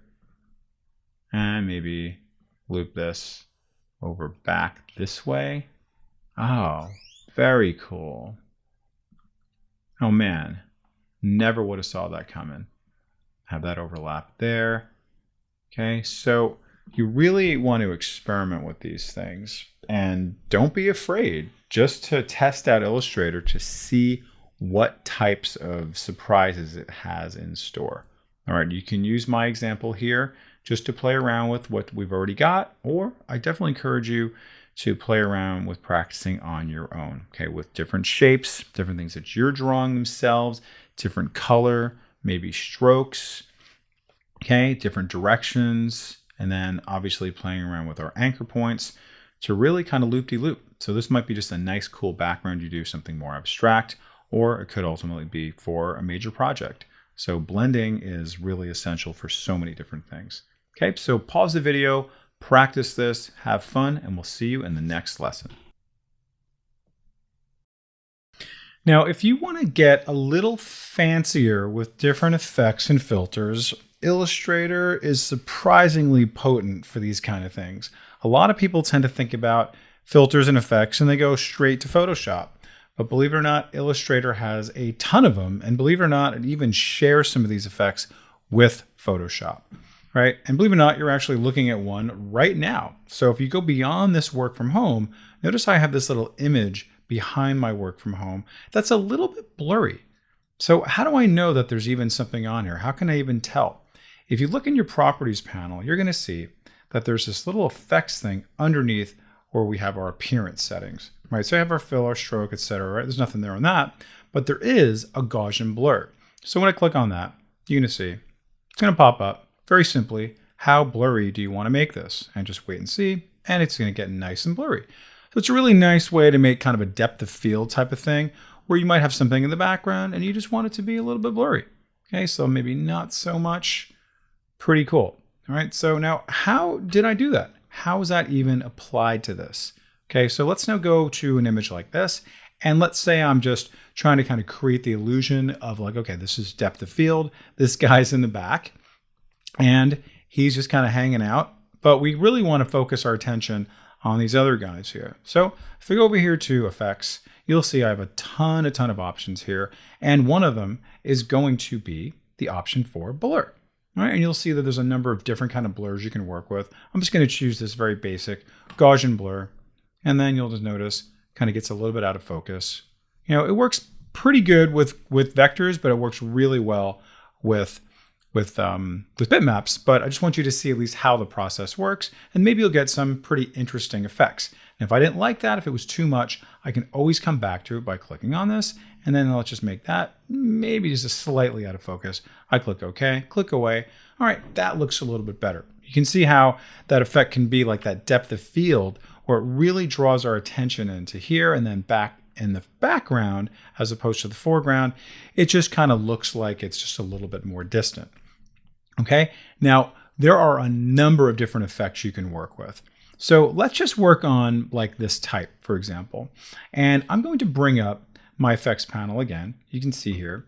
And earlier we worked on the 3D. Now there are a lot of things you can do with 3D. In a little bit, we're actually going to talk about working with styles and graphic styles where they are all saved for us. We're going to go a little bit deeper than that, but let's just take a look at some other options that are here and also some options that we already looked at, right? We went into transform, right? And there was a lot we can do with that. Remember, we could move, we can rotate, okay? We can scale. Well, let's just take a look at some of these other ones. Let's just do, let's say twist. And then guess what? I can twist this, let's say 45 degrees, and wow, that's pretty cool. Let's just kind of, oh, who knew you could do that? And look at that, because we're working with vector, it looks really smooth, really cool. All right, let me just cancel that. Let's try some other ones. Go over to here. Let's come back to distort, and let's maybe try a different one. Let's try roughen. Okay, look at that. Very cool. And you'll notice here how my stroke is still part of it. Okay, don't lose any of that. Now let's just see what happens when I just bring up the percentage a little bit. Yep, pretty rough. And then how much detail per inch do you want? Okay, all right, good. So just like that, I can get a pretty dramatic looking set of text. And this could be just an image you drew. Maybe it was just started off with just a basic square, basic circle, and this is what you got. All right, I'm gonna go ahead and cancel that. Just shopping around a little bit, just seeing that these things A, exist, but B, really for you not to be afraid of these. All right, now if we go over here to stylize, those of you who have worked with Photoshop before, these should look pretty familiar to you, right? Like a drop shadow, feather, inner glow, outer glow, etc. So let me go ahead and just do drop shadow, and because my preview is on, I can just see a very simple drop shadow there, nice and clean. And you'll see that I have different opacity levels for my drop shadow. I can change the offset for the y-axis and also the x-axis, meaning it's going to go either further out to the right or left or up and down. So you'll notice here, I'm just going to bump it over and maybe bring it back. All right, then I can also see how much blur I want. Let's bring down no blur. And you can see, oh, I'm going to get kind of an interesting effect. Right? Maybe you want to do something like this, and then, okay, great. And of course, you can come in here and change the numbers to what you like. And then I can also just change the colors to something completely different if I want to as well. And then let's just maybe do like a dark red. And we'll see how that kind of reflects on that. Okay, cool, a little more subtle. I'm gonna cancel that. And then let's go to something a little bit more kind of fun, silly, a little creative, which might work well for this particular document. I'm just going to bring up what I've already done. Let me just close this out and bring this one up. And look at that. Just like that, I've created something very special, very unique, and very complex, right? Which is this whole scribble thing. And this is just on type, okay? So I just want you to remember all we're working with here is on type. You can do the same thing on other kind of shapes that you've drawn as well. Okay, so let's see how we can create something like this on our original type. Okay, so let's get rid of that. And now make sure my layer is selected and come back over to here to effects. I'm going to go back over here to stylize and notice I have this thing that says scribble. Click on that and you'll see that there's a lot I can do here, right? Path overlap, line item, line options, stroke width, etc.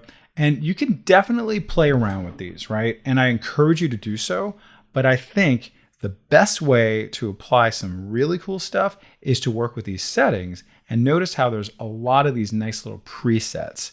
So I'll just go through maybe about 5 of these and we'll see, whoa, cool, just like that. Notice it changes to childlike and then all of these change likewise.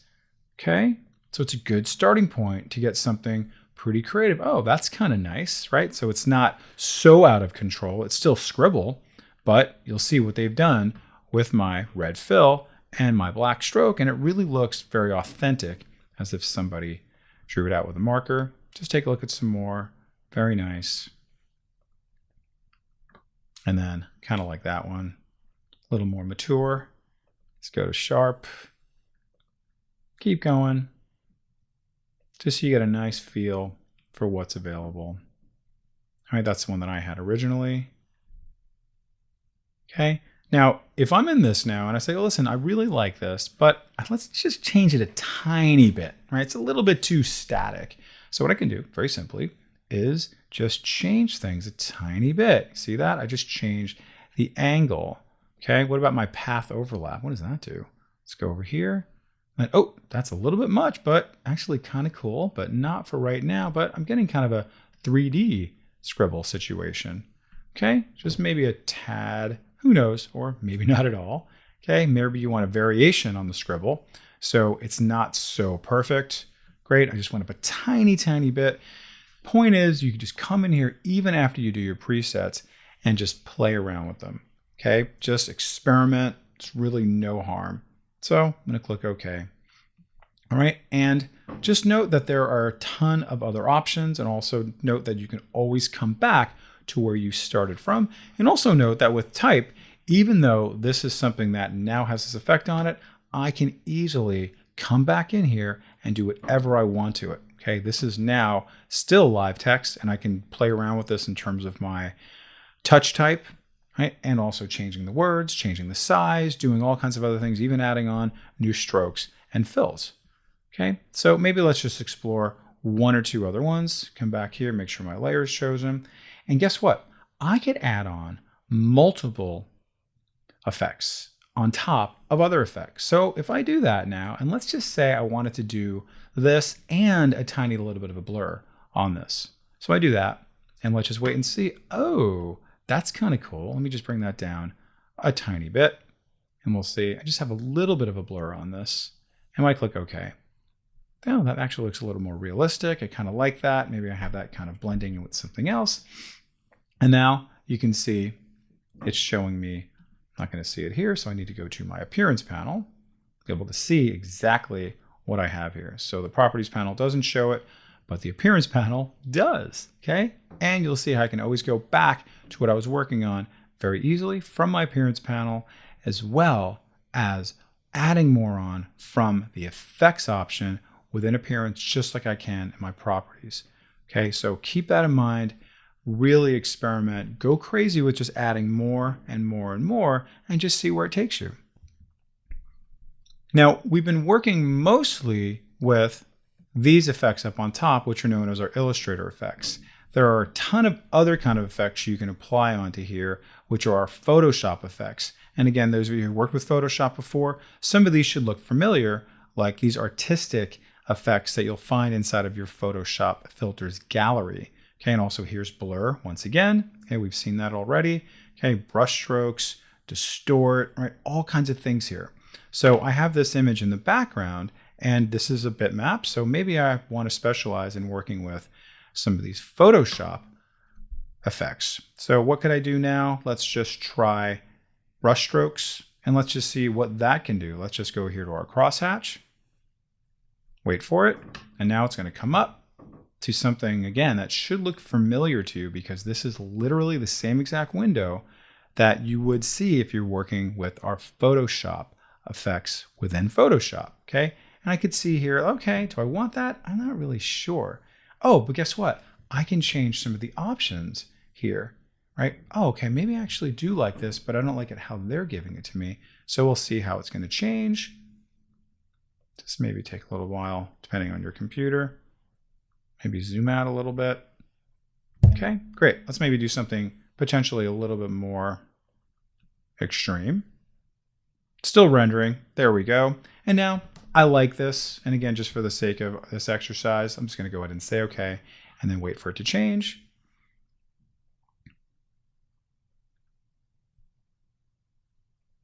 And bam, there you have it. Something a little bit more abstract that is underneath there.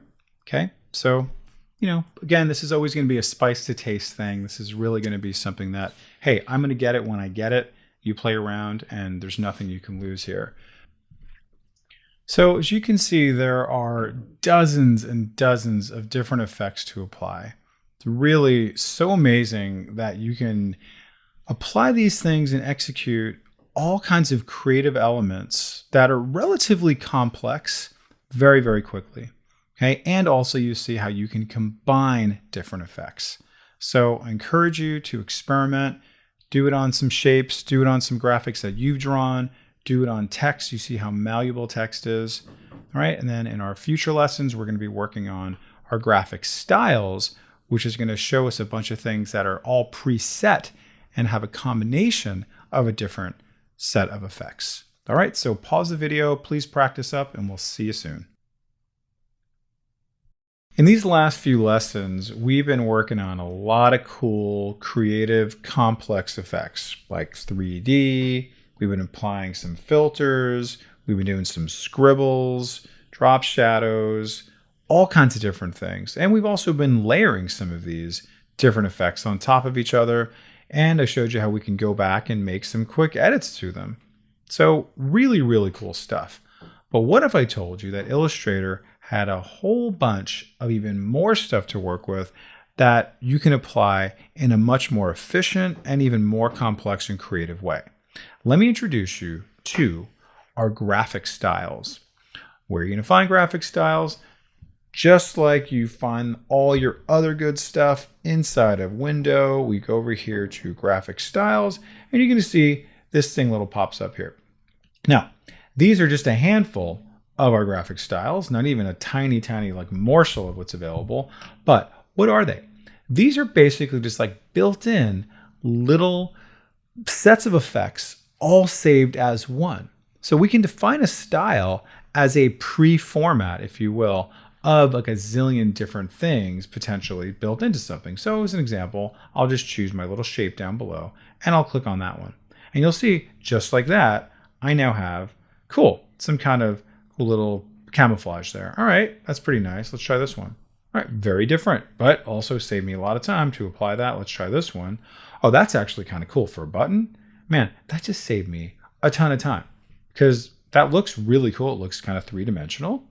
And I like those colors. Maybe I do, maybe I don't. But guess what? That saved me a lot of time to at least be a starting point for what I'm working on. Now, when I click on this, I want you to notice that when I bring up my appearance panel,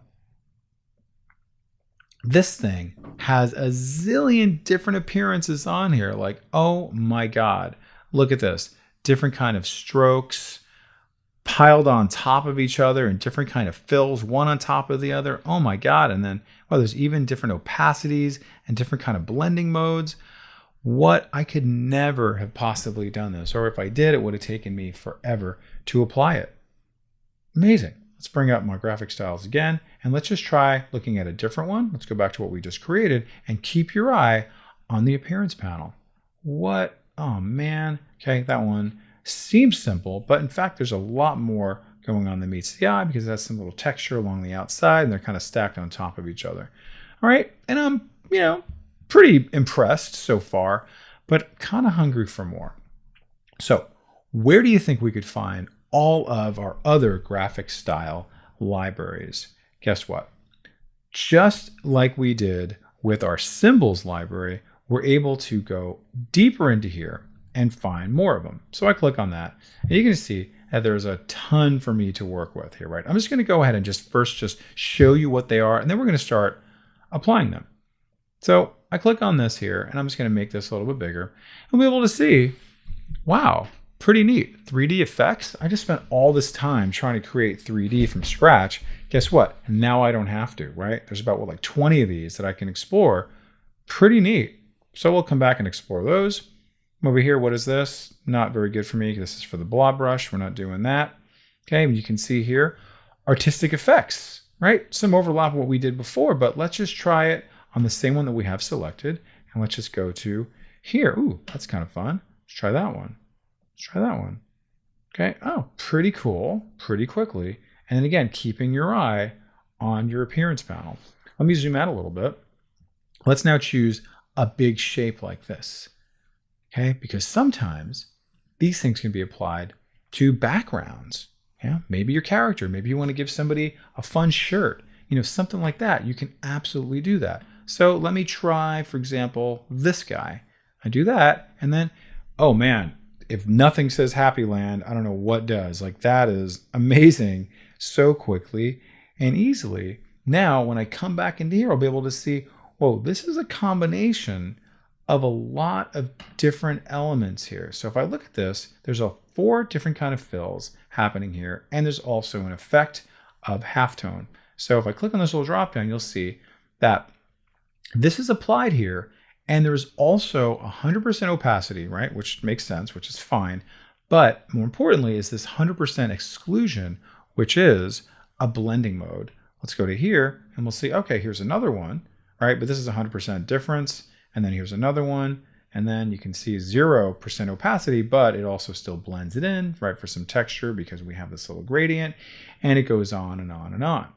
Okay, like, whoa, I couldn't possibly create this, but believe it or not, I can affect this if I want to. So let's just see what happens now when I click on this. And I'll just choose something totally different and no idea what that's going to do. And wow, kind of like that. Like, off to a good start. Let's try this one. Wow. All right. I like it. Let's try a very, very different one. See what that does. Okay, cool. So my graphic styles started me off with something pretty interesting. And then I was able to come in and then just do something a little different just by coming here into my appearance panel and then playing around with the individual layers inside of these. All right. And let's just kind of just take a nice little tour of what other things might be available. Filling things for buttons. So, all right, I got a button here. Let's see how that's going to look. All right, look like that. Looks a little more three-dimensional. I like that. Okay, just check it out. Nice and quick and easy. All right, I like that little gradient. Makes it a little more beveled. Okay, kind of nice. All right, and again, you may have this as a starting point, and then you go over to here to your appearance panel, and then you say, listen, I don't want that to be blue. This is going to be red, but I do like the fact that it is, beveled like this. I like the gradient. And then you go from there. All right, let's just check it out. Some other categories, illuminate styles. Let's just try that one. That would be good for one of these. Okay, or maybe you're making like an app or something like that. Look at that. Very quickly and easily, I can apply these. All right, let's go ahead and just see a few more image effects, neon effects, scribble effects. Remember earlier how we did scribble? So we can do that very easily. Let's maybe go up to our type in this case, and let's just see what our scribble effects are going to look like on these guys. Not too bad, right? For just about 3 seconds worth of work. Nice. Or I do something here. This happy land is getting crazy happy. Nice. Okay, cool, not bad. And again, check it out. I can always go back here and play around with my scribble effect, no problem, and then make some modifications to that. All right, so textures, type effects. Oh, this is type. What might this do to this? And just again, notice I can very quickly and easily change this to something else. So let me just try. They're pretty much asking for me to mess with this. So what happens? Oh, this is not just an effect. It's actually kind of stretched things out a little bit. Free distort effect. Oh, I'll have to go back into that and see what that did. So now I'm actually learning about new and interesting things. So let's try that one. Nice. Oh, I like that. It's very much like a comic book now. Let's just check that out. Oh, I really like that. Okay, but let's just play around with some other ones. Just clicking away. Oh, a little bit of 3D action. Nice. Okay, cool. So you get the point, right? A lot of fun. So let me come back to this original one I started with, and let's just see, well, this free distort, kind of like that. So I'm going to click on that, and now you'll see I can get into here and I can start playing around with this however I choose, or I can go in here and just distort it in a very cool, interesting way. I do that, and then nice. Now that has that cool effect on it. Okay, so actually I realized this was the warp. The free distort was the bottom part. So let me come back to here. Okay, and you can see it's applied this warp onto that, and now I can make some changes to it, and you just should see that that's going to be affected. Click OK, and great. There it is. Lovely. Okay, so a number of different effects on this. Very complex. All right, now let's just do one more. Let's now play around. Actually, let's come back to this one. And let's do 3D on this text. And let's see what is in store for us. So I'm going to come back to 3D.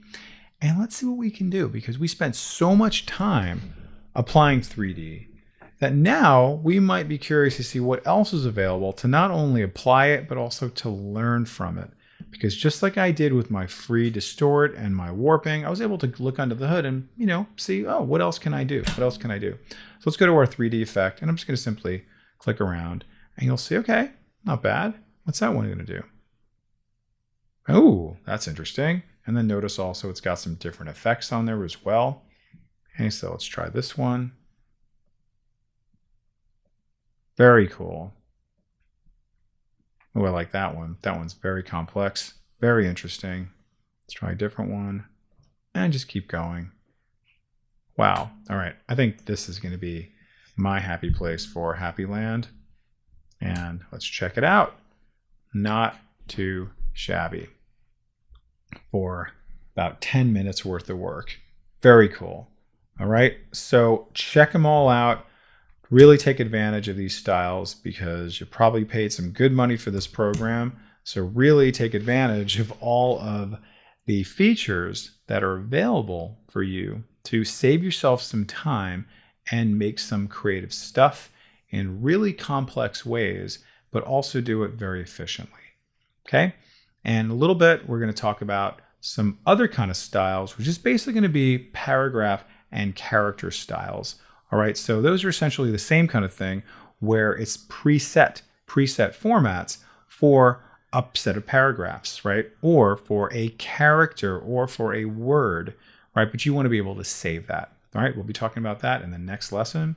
But pause the video, practice this, get used to working with graphic styles, and we will see you soon. In the last lesson, we learned about graphic styles. Now, if you recall, what is a style? The style is essentially a saved format. Okay, we can have a format of a variety of things, including things we can put onto a graphic like a drop shadow or 3D, blurring, all that good stuff.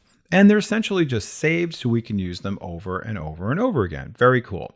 Now, you can also apply styles to basic text and also full paragraphs. So we can create paragraph styles and character styles. Why do we want to do that? We want to do it so we can have consistency across the board. We also want to do it so we can be more efficient in how we execute all of our styles. And in case I want to change a style later on, I only have to do it in one place, and everything that's linked up to that style then gets changed. Very, very cool. Now, we're looking at this text right here, and it's obviously very unformatted. And I want it to look a certain way, right? I want it to be able to look for my titles a certain way, my subtitles a certain way, maybe my other body text a certain way across the board. I want to have some consistency, and I want to be able to do it very efficiently and effectively. So how do I do that? We need to bring up our panels that are going to live inside of the type panel and fly out here, called the paragraph styles panel and also the character styles panel. Now, when I click on that, you're going to see they come up together as a team, which is pretty great. There's my character style and there's my paragraph style. And now I'm just going to start applying the actual formatting that I want first. I like to actually do this on the front end initially, meaning I'm just going to use my basic formatting tools. Then I create the style based off of what I have selected and created. So I'm going to go over here to my lunch dishes. And very simply, I can either go up top here to my control panel, or I can go to my properties panel and then just make some changes accordingly to whatever I want that to be. Okay, so I'm just going to make this nice and big, and I'm also going to make this the Bungie font. Okay, very cool. And then maybe I want to have a little bit of space underneath there, so I'm going to bring up my paragraph panel. So let's just say a little space after because it's a giant title. Okay, very cool. Don't worry about it because we can always change this later, but I'm pretty happy with that. And I'm going to keep it black. Good to go. Now let's save this as a style so I can use this for my dinner dishes. So how do I do it? Very simply, on your keyboard, hold down the Alt or Option key and then just simply click on this plus sign where it says Create New Style. And notice I'm in the Paragraph Style panel. Wait for it to load up. And then, bam, there we are, New Paragraph Style. And immediately it's going to ask me, hey, would you like to name this? I'm going to call this Recipe Titles. All right, some of the lunch dishes, dinner dishes, vegetarian dishes, whatever it is. Cool. Then I got that there. On the right-hand side, you're going to see all of the settings that you just saw me create. Okay, pretty cool. Very nice. Love that. And you can see very simply, I can make some changes to that on the left-hand side with all my options. I'm not going to do that right now, but I do want you to know that we could very easily go back and make changes to my font. You can do all kinds of other things on there if you want to as well. Pretty cool. Definitely experiment with it, but we'll be coming back to this in just a little bit. I also want you to notice that there's this option here to add to my library. And notice I created one called Styles. Now, what is that library with a big fancy capital L? That's our CC library. So guess what? I can save this across documents. I can save this and share it with other people, right? And it's just going to be there. So therefore, I can use it with other programs as well. So it's really, really awesome. Remember how the Creative Cloud library works. All right, so I'm now just going to say okay, and pretty happy with that. And guess what? I want to do the same thing to dinner dishes. So I come over to here, and now all I really need to just do is just kind of touch the paragraph, click on it, and now look at that. Pretty awesome. All right, now let's just do a little bit more. I'm going to go over here to chicken patties. This is going to be another level of things. So maybe I choose maybe a different style one just for fun. Let's go a little bit more quirky for these guys. All right, that's nice. And pretty happy with that. All right, very good. And that's going to be the same thing for my baked macaroni and cheese, same thing for my corn pudding, same thing for my cheese souffle. Love it. Now, again, hold down your Alt or Option key while that's still selected. All right, and this is going to be recipe names. Okay, maybe come up with better names than that. Okay, something that won't confuse you. All right, so I'm good to go there. Love it. And now I'm going to come over to here to baked macaroni and cheese. Watch, I'm just barely touching it. You don't have to highlight the whole thing. And then I go to there. I'm going to go over here to corn pudding. Look how easy that is to execute. So cool. Oops, see that? And watch this. Made a mistake? No problem at all. Love that. So happy with it. But actually, you know what? I'm not very happy with it. I really should have added on some space after my recipe names. And you know what? Do I like that font? Do I want to make it a little bit darker or bigger? I think I do. So watch this now. I'm going to go over here and double click on recipe names. And it's going to pop right up back to where I was.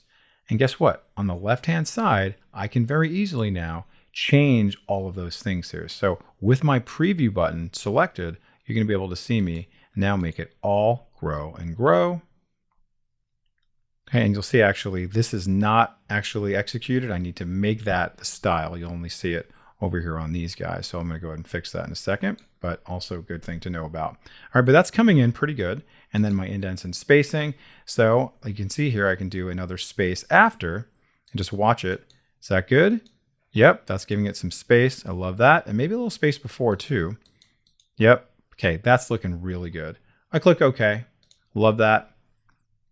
And then come over to here and then watch this. Apply it. And okay, that was not that hard at all.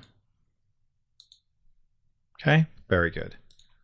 Awesome. So happy with this so far. And you can see again how consistent I can be now across the board on all of these. And the same process and the same philosophy also applies to all of our titles. Okay, so this is now my recipe titles. You can see this here. Just make sure. See recipe title. Let's go over to here. See how that's highlighted, recipe titles.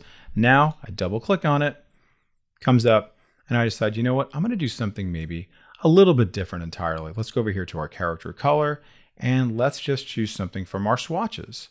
What might we want to do? Maybe I want to make it match something like my carrots. You can see, oh, okay, pretty cool. Actually, I was on my stroke. Let's not do that.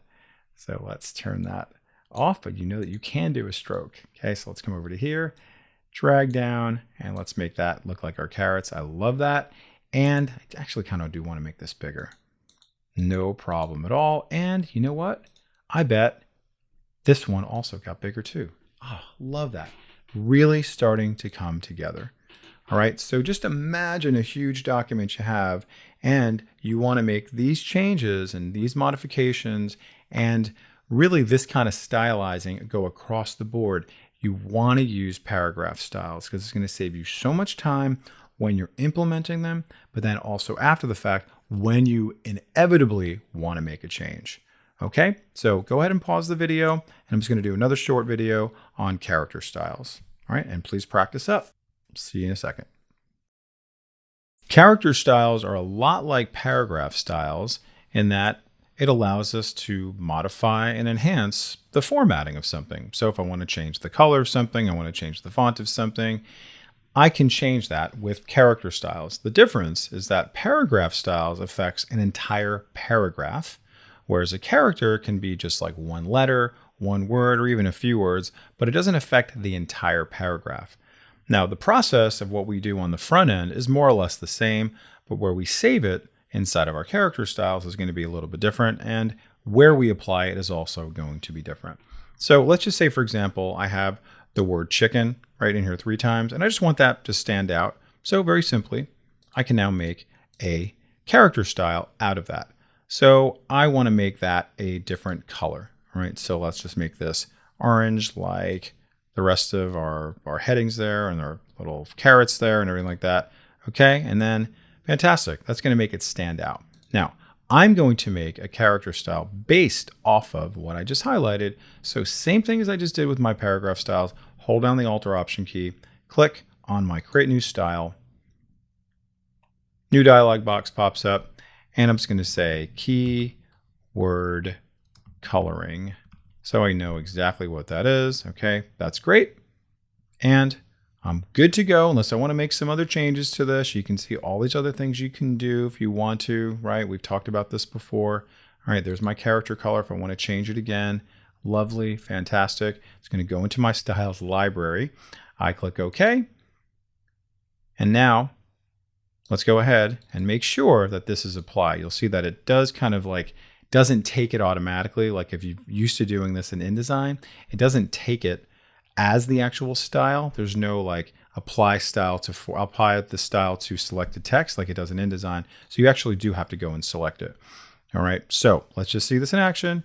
Go over to here, chicken, bam, select it all, chicken. Okay, cool. Oh, there's another one. All right, very nice. All right, and then I'm good to go. But of course, I can come back and I make some changes to this anytime I come back. It's going to bring up the dialog box, and anything else I want to do here, I can do. So let's go back to my character color, and then let's just make that red, and you'll see that every single one of these now changes to red. Let's see something a little, okay, good. Let's green chicken. We want to be healthy, right? Connotes a certain kind of element there. Keep that. Very good.